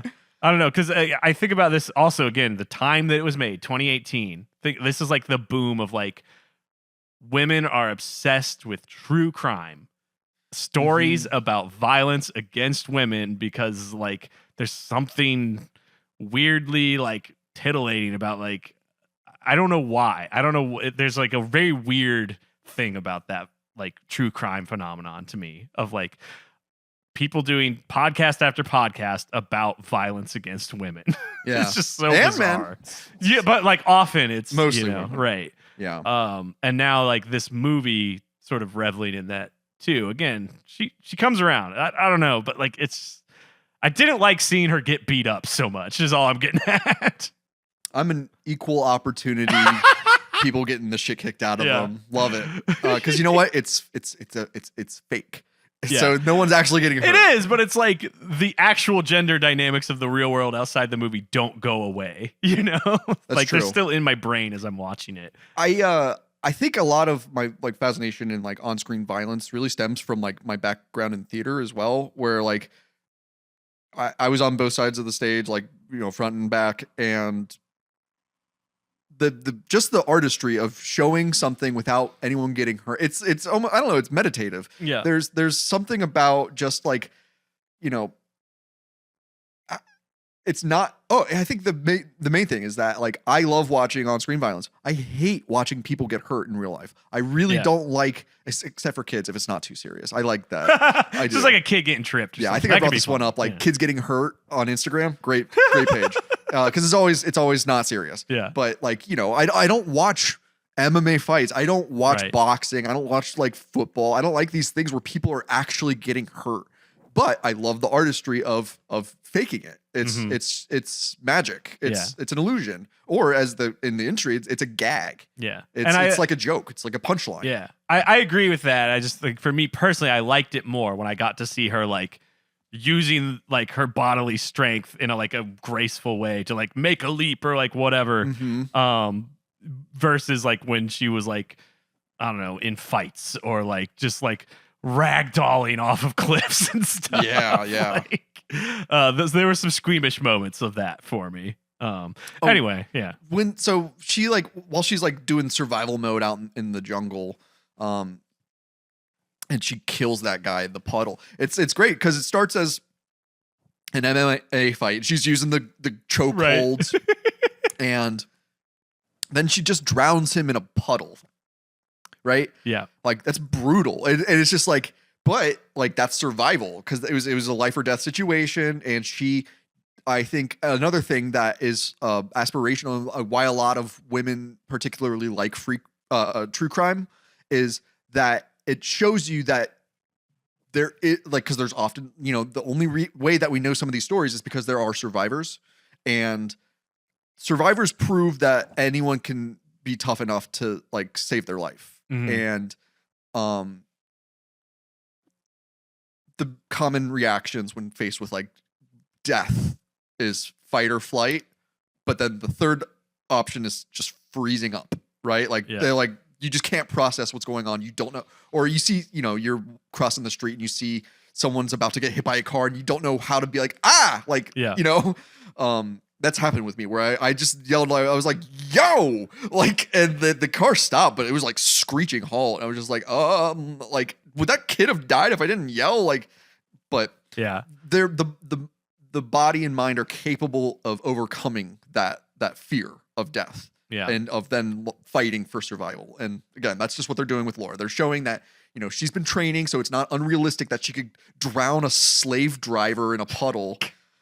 Like, so we know that she, all of the things are just leading to the fact that for this one extraordinary event, Laura happened to be of the right background and training to survive it. Yeah. And I think that makes the sequels less interesting to me because I see this as like her grand adventure. And like, this is like her one-time outing. Yes, exactly. This is her surviving the mountains in the Andes. If that happens to her every 2 years, like, then it's like, then we're bordering on superhero stuff where it's a bit less grounded, and they're just trying to do a reboot of a beloved IP and make even more money off without having to really reinvent the wheel. They just polish it up. Yeah. But it gets Laura, she stealth camps like in the woods, and she's like freezing and able to start a fire, I think. Or I might be mixing up the game. I don't know. It's like all of this is like, there's some like stuff between her and her dad, and then like the movie really gets moving again when she returns to the slave camp. Yes.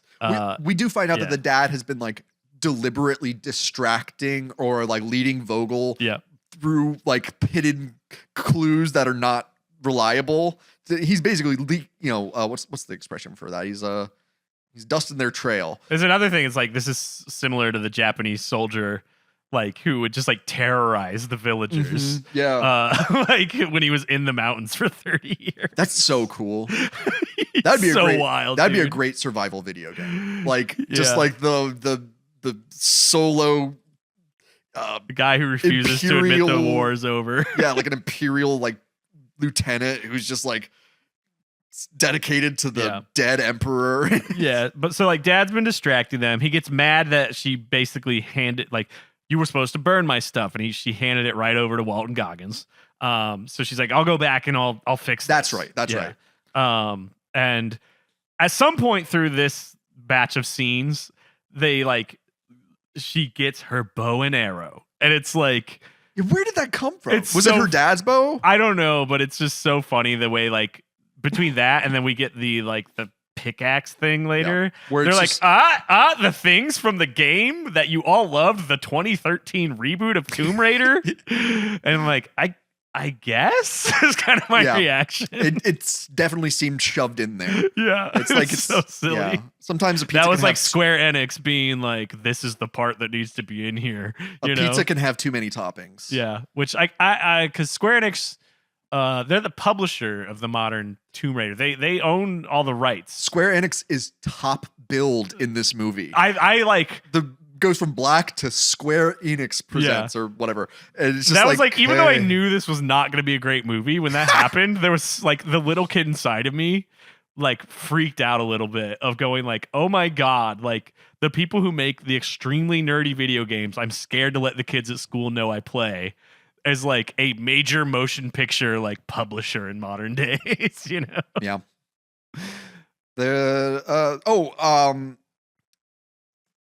Another fun like killing people in the woods type of movie, Predator. I see a lot of Predator in this too. I don't know, that's just a fun movie in general. Speaking of Square Enix, there's like a part of me that couldn't help but like wonder if it's like, does the fact that like the biggest like Japanese games publisher took over the IP have anything to do with like the new setting being this like Japanese like island and lore? And like I was like, that's interesting, because it's the developers. It's I actually I'm looking at like the list of all the people involved. Yeah, they're still Westerners. I don't know. These are the games developers that you're looking at right now. Yes, I'm looking at a list of the game developers on screen, our magic screen over here. I could actually bring it up on anybody who's watching the video part. Crystal Dynamics, they were the original developers, I believe. I don't remember. Was it like Core or something? And then, God, who cares about mergers and acquisitions? It's very confusing. But Eidos was the publisher for PC. They're still under the umbrella, which then I think Square Enix picked them. So Square's just the top of the food chain of this intellectual property. Anyway, they get the most beans out of this. Yeah. But anyway, she goes back to the camp. She's like I gotta get my dad's stuff back. And Walton Goggins captures her. I don't know what I don't remember. There's also like the slave. She like frees the slaves. Like, I don't know. She like hits like one guy with a shovel, and then everyone's ah! Well, her buddy gets a gun. Yeah. And again, it's like all she did was ruin your life, dude. Like, she got your boat destroyed. She got your livelihood destroyed, but he's just like, I've got a gun. Let's do it for Lara. You know? The white savior. Yeah. Laura is like completely responsible for Lou Ren's like being forced into slavery. I mean, well, it's the slaver's fault for enslaving him, but and we don't realize. I don't know. It's like at the end of the day, I get it. It's like she pulled him out of his alcoholic depression is the real thing they're trying to say. But anyway, it's the Inigo Montoya like thing, right? Where like they find him, he's pissed drunk, and he's like just like eating soup all gross. Yeah, and then they because of his father, right? It's a good movie. Let's talk about, is there a Princess Bride video game? That would be awesome. Yeah.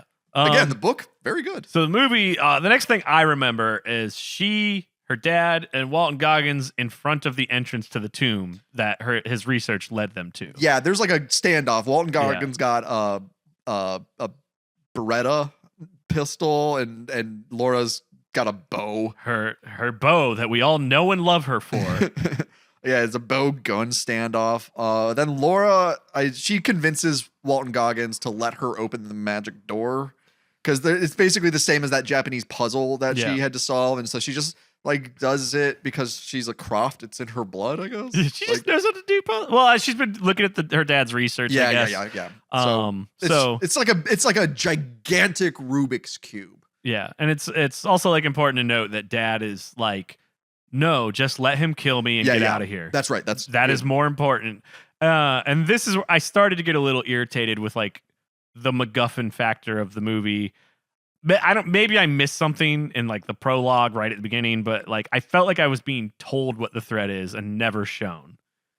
we don't know what the threat is until the very last like 10 minutes. Like they should have opened with like a flashback scene to like when Himiko's whatever, and like what we're gonna learn is like a virus she was the carrier for, something that they're trying to unleash on the world that like just like turns people into insta zombies. It's stupid as shit. It's really dumb. But like if you had shown me that as like a like prologue scene of like when you see Dad talking about the threat later that could be unleashed on the world, this is what it is. Yeah, if they had told me what the stakes were earlier, I would be more compelled to see how this turns out. Right now, I'm like, I don't fucking care. Yeah.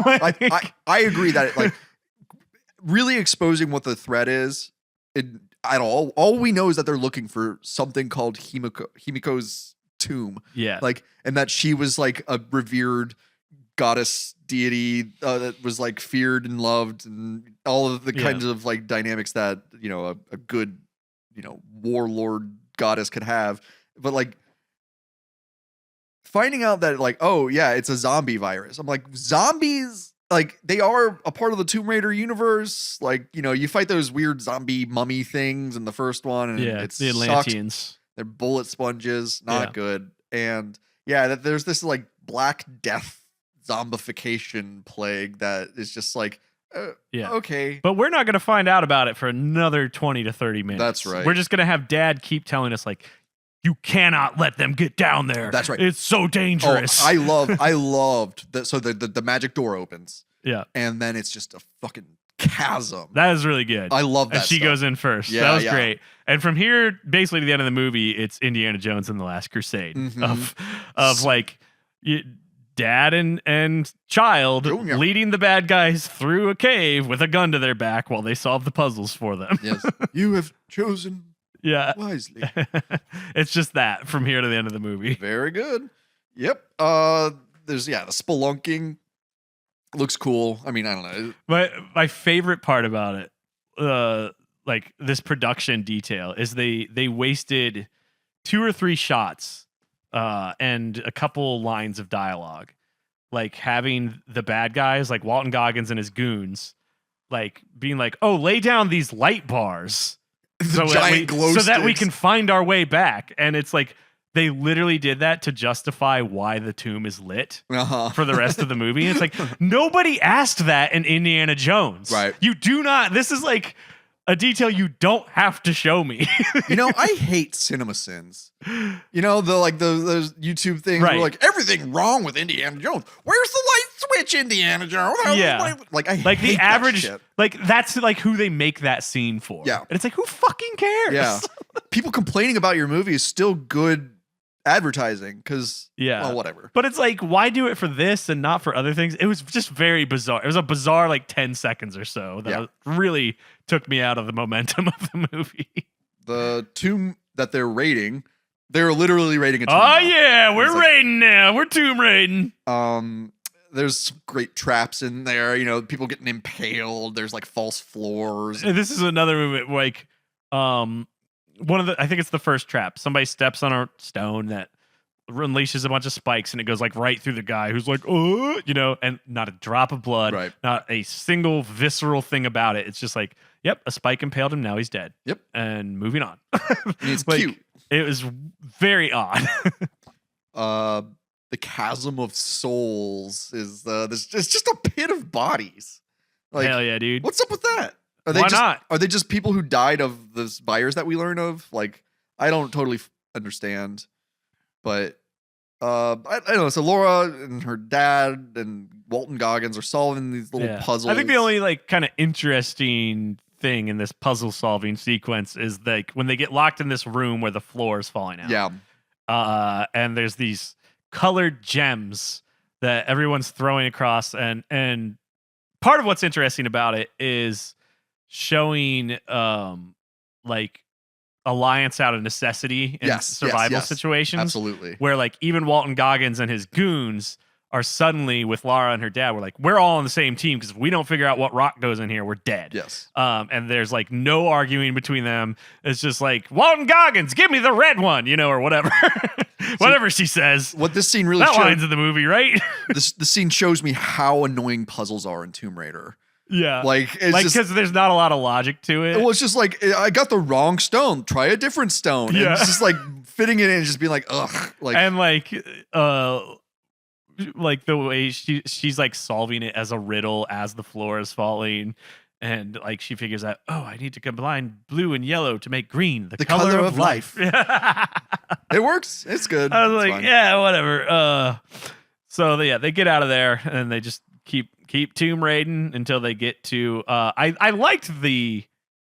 Again, for as much as I hate that we've moved away from anything practical or real on soundstage sets, the sort of architecture of like when they get to the end where it's like this triangular crypt with just bodies lined up in these little makeshift graves that they have to walk through, and then there's like the queen's tomb at the mummified tomb at the end. I was like, that's kind of cool. Whatever. Yeah, I dug that. It's like an ancient pagoda in the depths. Yeah, and then there's like the full pagoda, the way you find the hidden armors in Tears of the Kingdom, like deep in a cave, and there's a little pagoda there. So cool. I thought of Tears of the Kingdom while watching this. And I might play again. I might play it again. It's like we're recording this basically around a year after the game came out, and there's something about like, oh, this summertime and like my memory of playing it on the porch. I'm like, I kind of want to just revisit it. Yeah, I just want to do go back.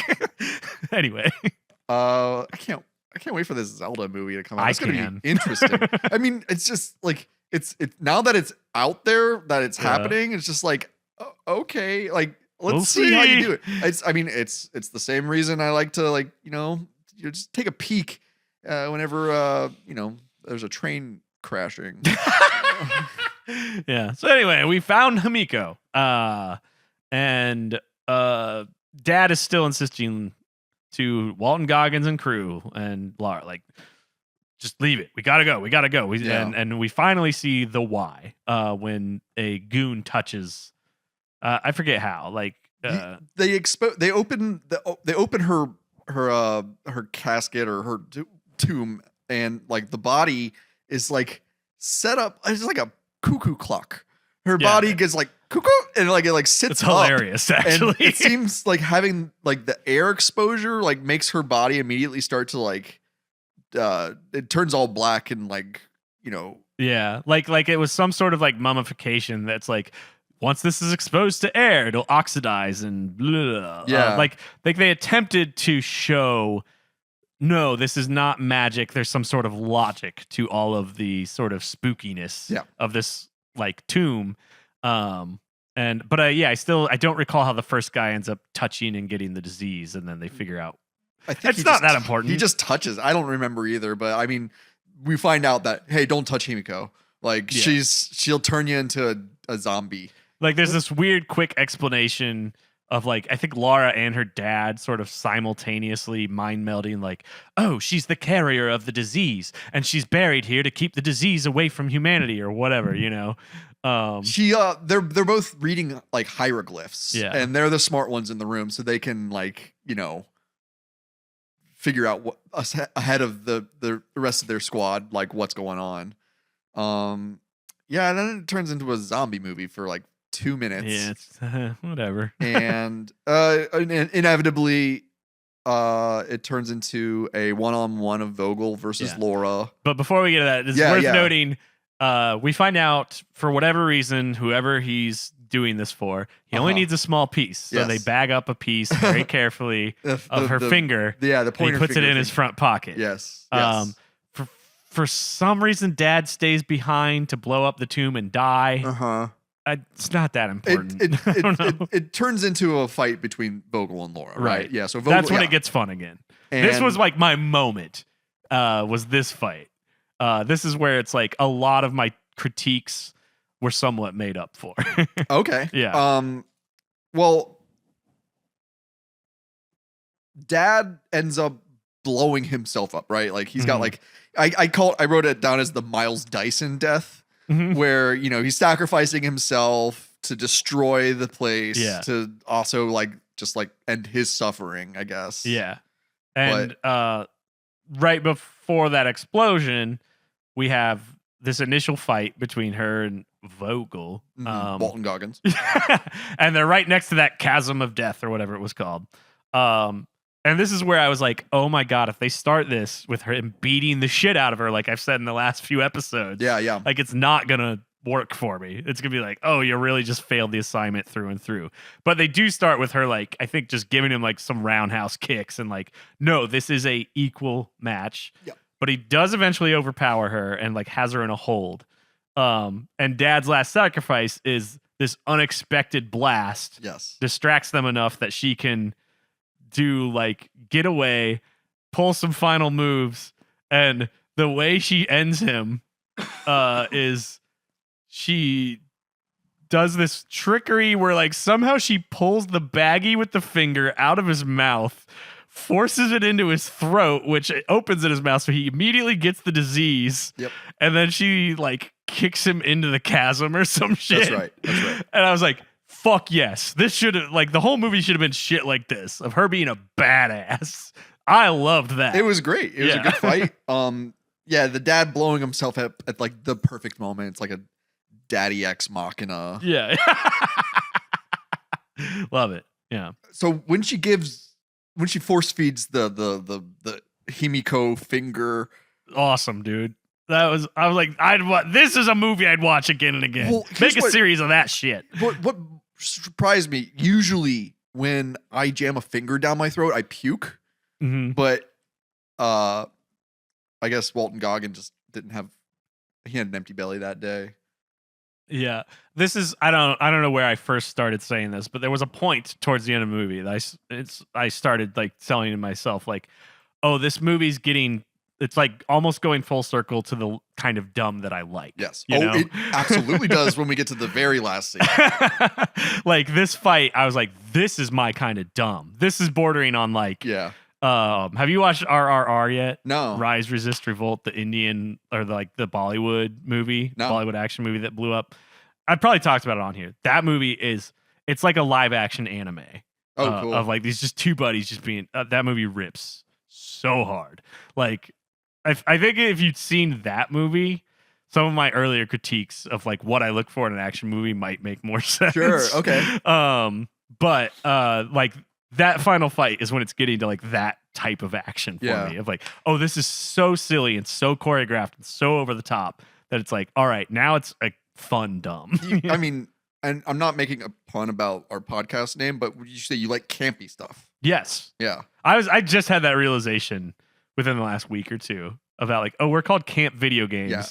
And like, I love it. Like this stuff works for me. These adaptations work for me when they're aggressively like self-aware and campy. I'm so glad you finally figured out a little part of where this title came from. Like, oh, you're just warming my ding. heart right now. And like, yeah, this movie, it took a long time to get there, but I got a couple minutes of it that I was like, worth it. We should both get those like little John Waters mustaches. That should be.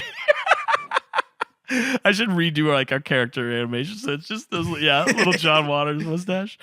If you go to someone's house and they don't have video games on their shelf, don't fuck them. Do not fuck them. Yes. Woo! Yeah, so we get that death, and then we get like the final, like, oh, she's Tomb Raiding jump where she has to. They lose the ladder that they took across the chasm, and now she's got to do a big old 3-tile jump. Plus, she found her axe pick thing that we all know as Lara Croft defining her axe pick from the 2013 reboot. Yeah, and she uses that to claw onto the falling ledge. I love it. Yeah, I called that her Star Fox 64 escape. Yeah, like, yeah.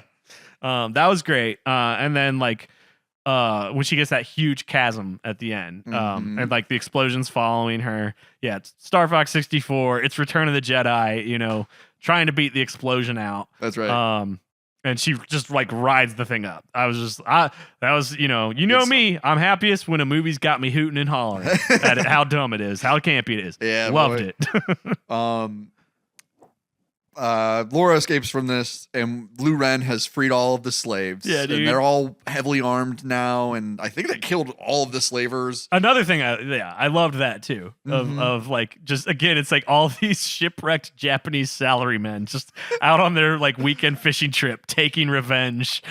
It was so fun. I wonder, like, if some of these guys, if they've like, if they'd been like prisoners on this island for 7 years. Right, so like some of them still have like Game Boy Advances with their slave.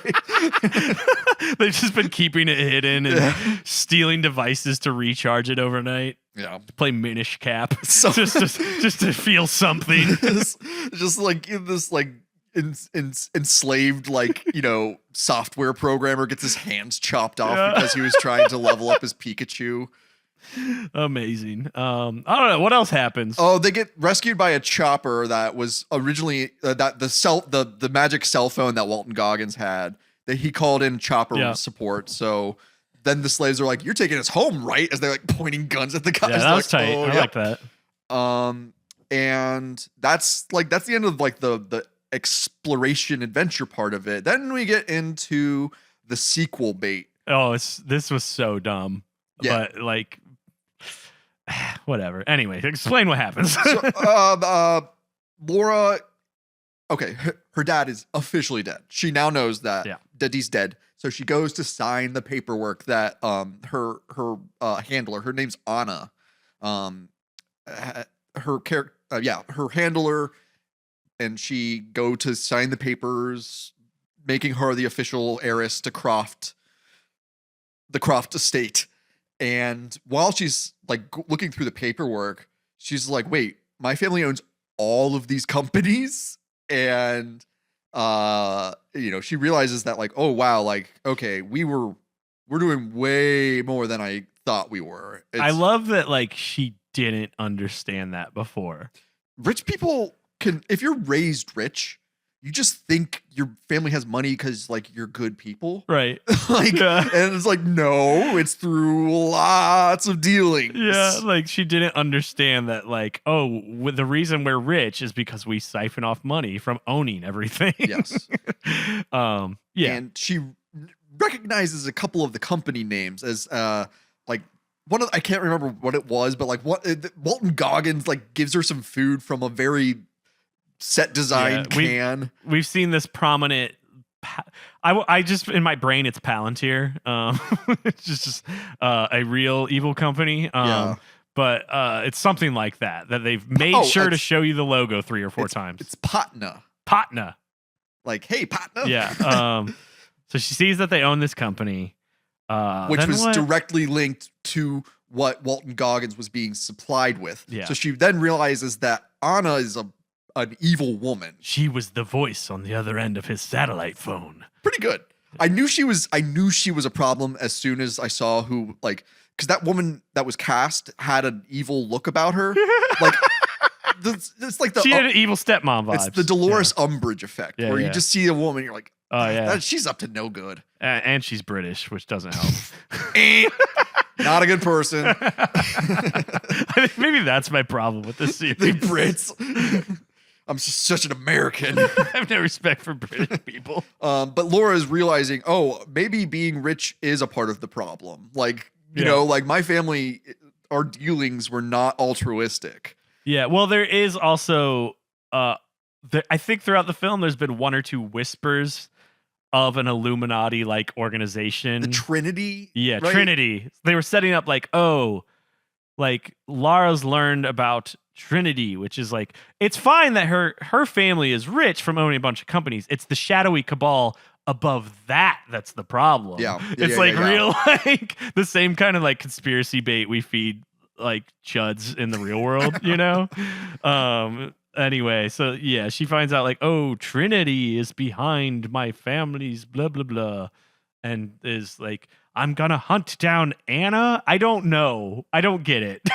I think she just now has to, like, she's realized that the call was coming from inside the house. Yeah. Literally, the call was coming from inside CROFT Manor. And that, like, there's a new, like, she's almost like having a cold war with her butler. Yeah. And it is blatant sequel bait. And didn't seem to work. Well, okay. Yeah. So yeah, that's what happens.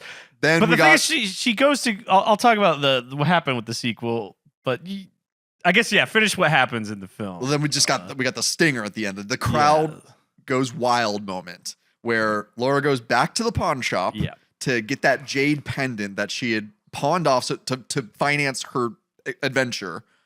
And God, this like really was just like fan service It was very to silly. an embarrassing degree. And also, I don't understand how firearm sales work in the UK, but like I didn't think that you could buy 9mm handguns in a pawn shop in the UK.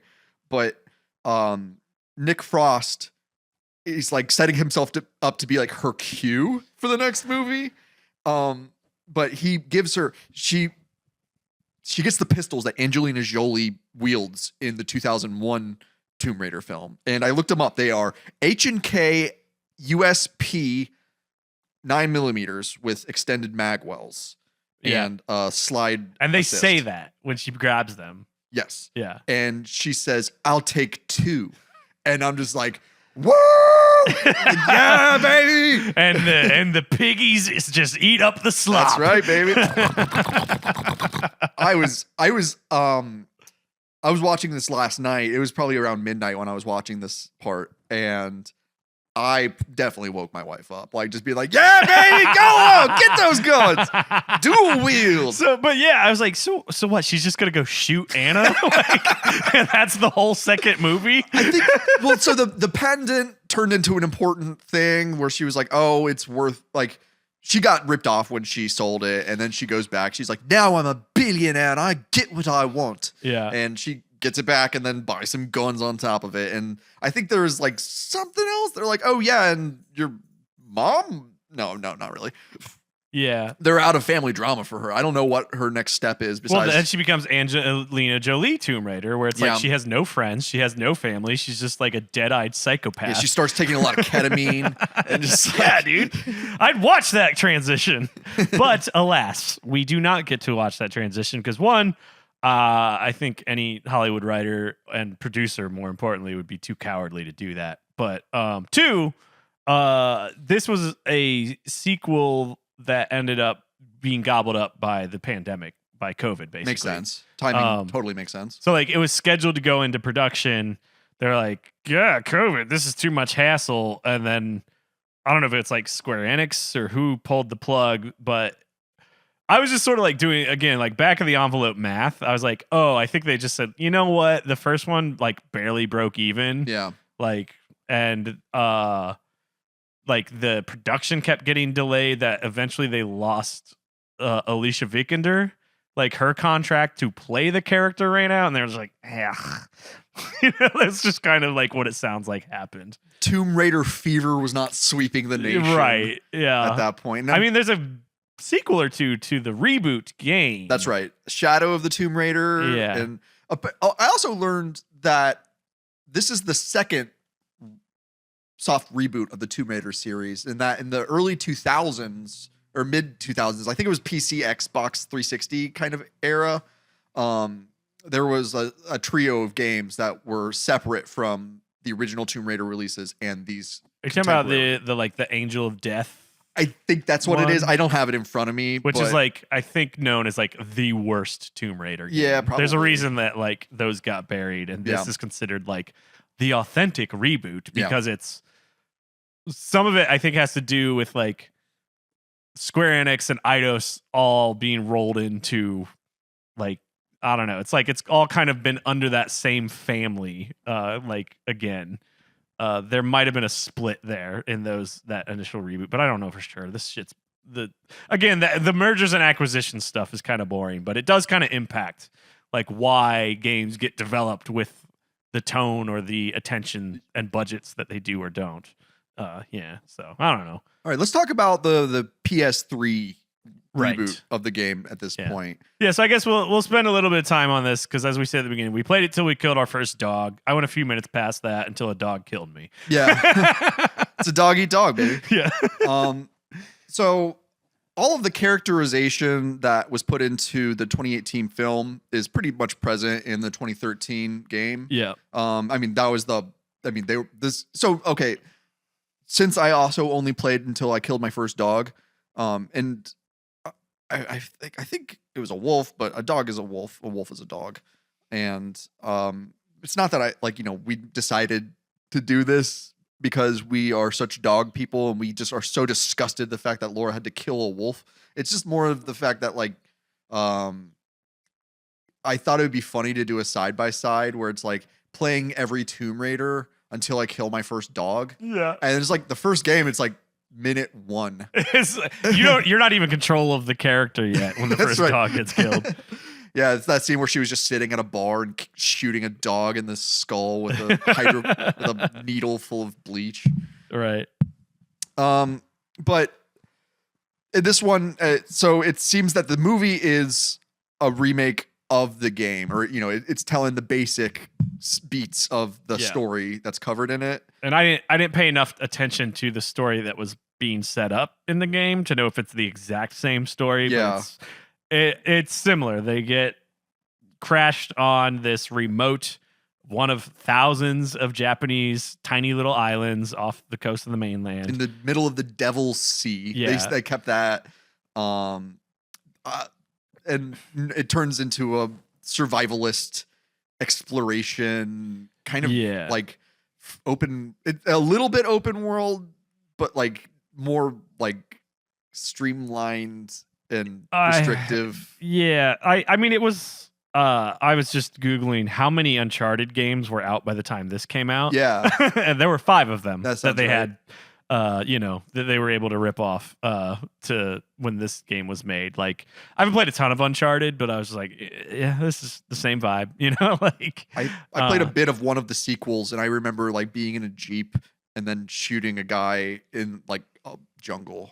Yeah, like it didn't feel like anything like new was really happening, and it was interesting to see both like, oh, they're not really doing anything new on one hand, and then on the other hand, there was just like this stupid like experience system and skill tree that was like, oh wow, AAA games really have not changed in 11 years. This is the exact same game I've played a dozen times. Like, a lot of it felt like a undercooked like Horizon Zero Dawn, which is almost unfair to compare because that game came out 4 years later. It had more time to cook. It had more examples to work off of, but yeah, there was just like it didn't do anything the first game did. Like, the first game revolutionized exploration in 3D spaces, whereas this was just like, hey, remember that character? Here they are in an Uncharted, and just like a lot of the first 20-30 minutes is just quick time event, and you're being given experience for it. Like, that's the thing I hated so much. It's like, oh, I hit triangle when you told me to hit triangle and got 400 experience points. Based on principle alone, I hate quick time events across the board. I don't think they're a good way of especially when it's an instant death, do this, or they were like, I hate real that bad shit. in this. The instant death was awful. And then it just takes you back like 30 seconds. It's like, hit the button closer to when we told you to. Yeah. The first game I ever played that had a quick time event that I really remember is Resident Evil 4, which came out in 2004 thereabouts, and it felt interesting then because I'd never experienced it. Like, press A bunch to avoid the boulder rolling after you or whatever. And this came out 9 years after that, and it was the same exact thing with very little. There's no play to it. Like, there was one scene where Laura's like scrabbling up like a sheer cliff, and like you have to press L2 and R2 to do like to control her footsteps, and it just felt like I'm like, this isn't fun.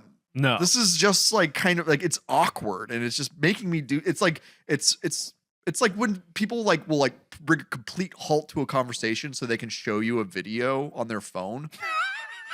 And then they're like, react to it. Tell me how impressed you are. You're like, no, hold on, it gets funny here. Yeah. Hold on. And you're like, can we get past this, please? Like, yeah. There was not very much I loved about this game experience. What I did like about it is everything I liked about what the movie accomplished. In terms of, I like the new direction that Lara Croft is taking.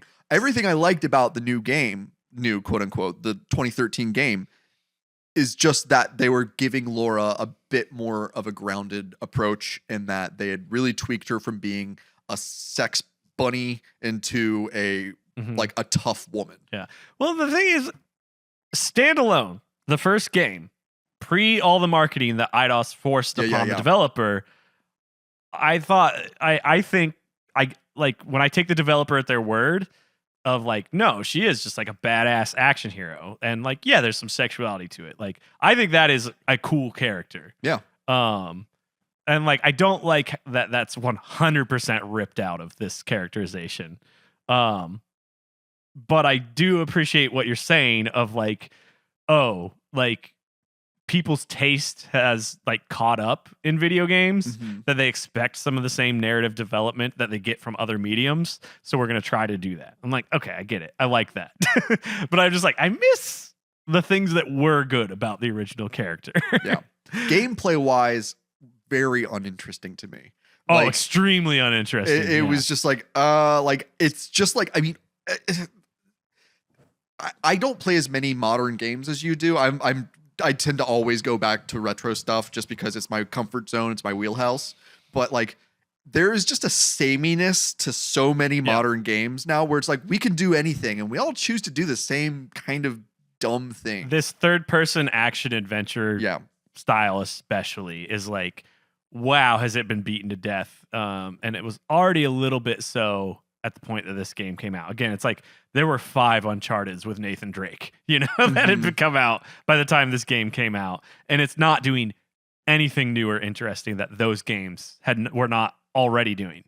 It's just like, oh, we took that character you all know and love from these PlayStation games. So like, that's a bit of a bummer.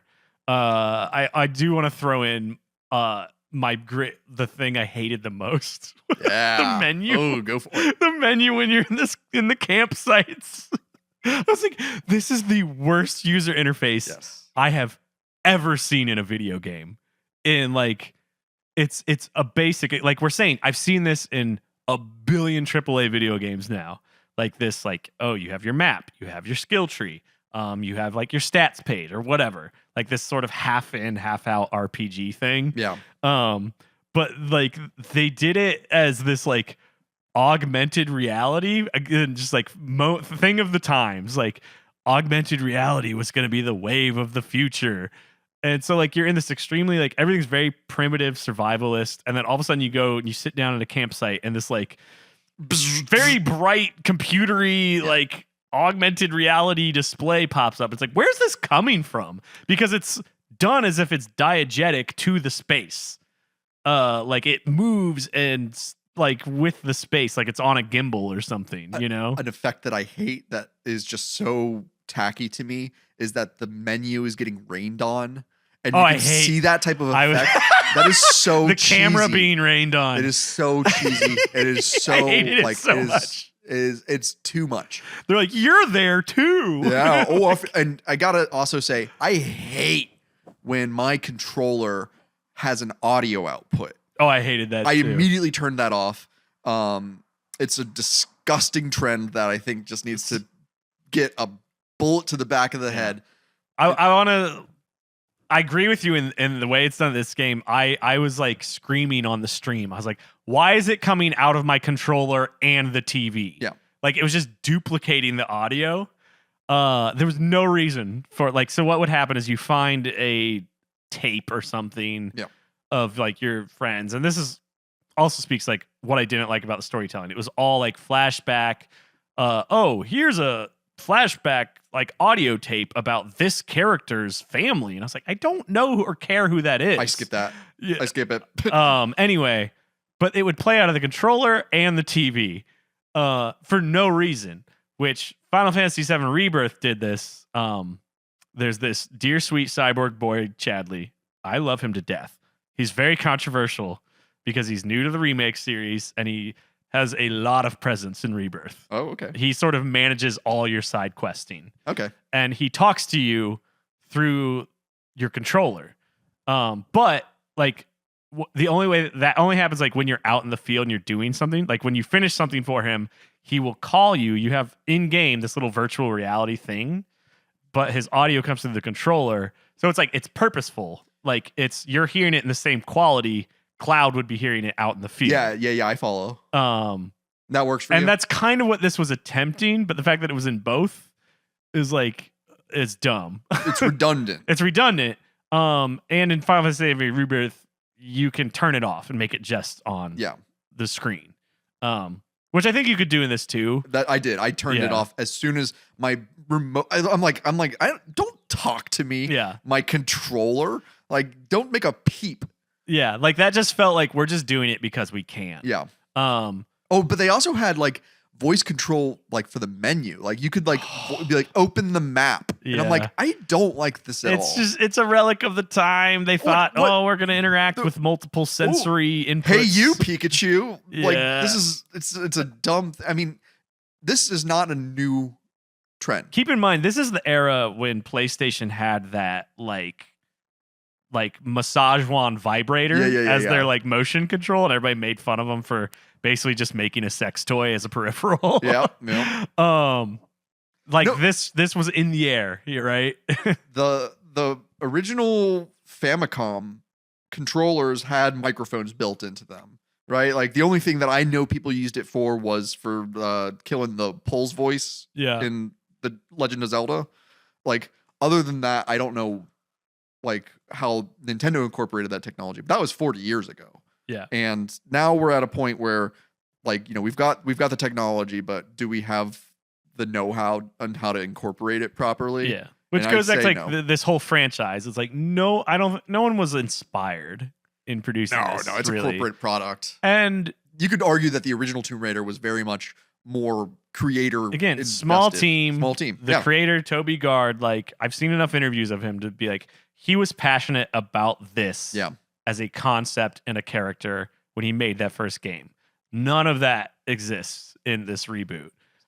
Which like I like to, when I talk like this critical about stuff, I do like to emphasize like there were a ton of people working on this that was like, it's just a fucking job. Yes. Right. And like no critique to them. It's like they're doing their best for the hourly wage they're being paid. Right. It's more the guys in the suits that are like saying this is where all the resources should go instead of coming up with a new idea. Those are the people I like put the blame on for stuff like this. Corporate product. Yeah. Yeah. So as soon as, okay, so there's a lot of similar beats, right? Laura's in a shipwreck, and then, she's surviving, and there's like people chasing her, and then, and then she kills a dog, and then we turn it off. But like, the hunting mechanic, like you gotta go hunt a deer, then you can do this stuff. I was like, is this a Red Dead Redemption side quest? Like, what's going on right now? Well, when it did do the open zone, I wouldn't call it open world. It's open zone's a good way of putting it. It's so weird because the first 30 minutes, you do not do almost anything that's not a quick time event. Right. Like your hand is held so tightly, and then all of a sudden they like you get to your first campfire, you deal with this shitty menu, and then they let go. Yeah. And I'm like, wait, how open is it supposed to be? Is this like you won't necessarily understand what I'm talking about, but like, is this Breath of the Wild or is it Final Fantasy 16? Where like Breath of the Wild is like, here's the world, go nuts. Yeah. Final Fantasy 16 was like, here's a zone, but it's still like you're on a path, you're on a treadmill, in one direction. Well, most Final Fantasies seem to be like that. Like, even back to the very first Final Fantasy, it's like, okay, here's the first continent. You can't until you get the boat. Like, you can't really go any farther, but it's open technically, but it is funneled. And like, it just didn't telegraph very well what that was. And you, I think you watched part of my stream and sent me that like you were laughing at me trying to find the bow. No. I was yelling at you. Yelling at me. Because it was exactly where they tell you it is. Yeah. But the zone had opened up enough that, and like, there's a button you can press that shows you like, here's your destination. Yeah. I didn't know like, is this where I go once I find the bow, or is this where the bow is? Because it hadn't been communicated to me clearly enough how much it's like, this is like the original game where it's like, fuck off, go figure it out. Right. Or are you holding my hand like a modern AAA game? But like, I didn't know that that's exactly what it was doing. Yep. Most of my praise for Tomb Raider 2013 gets amplified and summarized in my critique of Tomb Raider 2018. But as soon as I killed a dog, I was like not trying to keep playing. Really, I was not that interested. I was compelled by the narrative. I liked the new character, but after seeing the movie, if that is a basic retelling of the plot of the game, then I'm good. Like, right, I got what I needed out of it. Not a lot of there. I mean, I played 5 more minutes after like the first dog attack, and then I just like was like, yeah, I'm good. I'm never gonna play this game again. Yeah, same. I bought it on. This is where you win as a digital dude versus the physical boy, because I spent $20 on a used copy of this game. Whatever. And whatever. Like, what's $20? Patreon.com/campvideogames. $5 a month. You only need to subscribe for 4 months to pay off Sean's personal investment in this one episode. Well, 8 months if we're doing halfsies. Well, actually, I rented the movie for $4. So that's another several months. What we're saying is we're bad businessmen. Yeah, we're investing a lot more in this than one subscriber would pay. But thank you to our supporters. You are appreciated very much. And let's see. Is there anything else? I mean, the main way that you solve puzzles in this game, at least in the opening section, is to set fire to something so a barrel explodes. Yeah. I'm like, oh, okay. I was like, if this is the right out of the bat, like, like out of the gate, this is like, they're like, this is the best stuff, where you always want to put your best foot forward as a game designer and like have the gamer experience what would be the best part of the game at the start. I'm good. And that's the thing is like, I felt like I played the, as you would call this, like the tutorialization vertical slice of the game that has all the different flavors, where I was like, okay, I did this, all these like cinematic quick time event part. I did this open worldy part. And I was like, I imagine this is the game loop. It's not that riveting to me. And it did feel like the puzzle solving was going to be, you'll find yourself in a space where you need fire to advance, but it's been put out by water. So you have to find a new source of fire on this side of the water. Yes. I was like, oh, I get it. I'm good.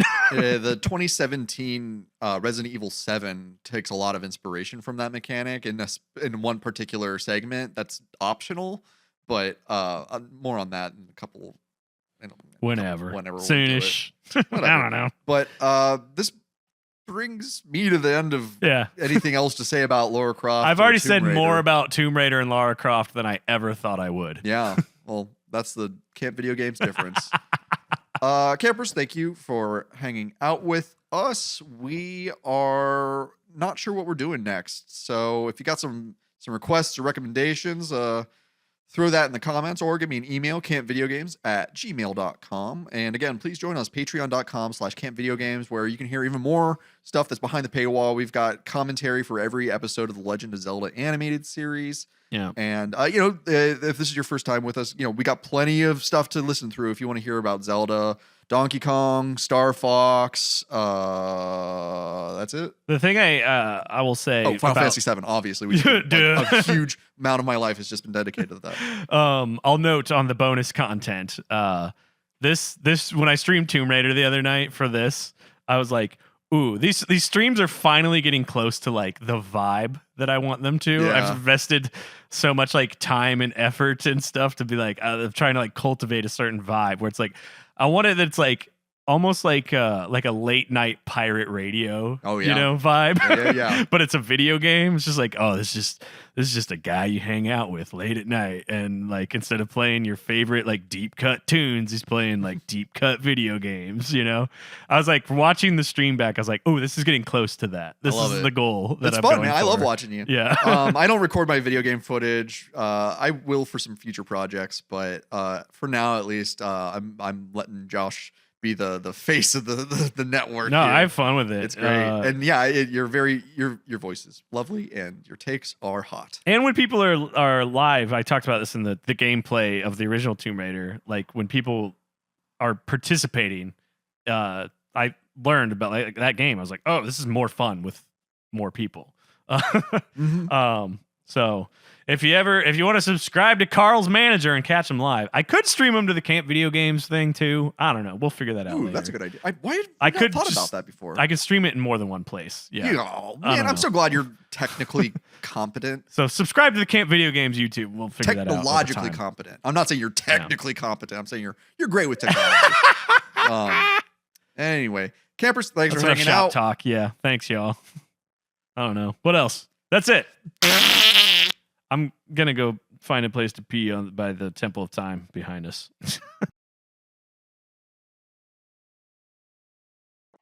If you'd like to write to us, send a message to campvideogames@gmail.com and follow us on Instagram @campvideogames.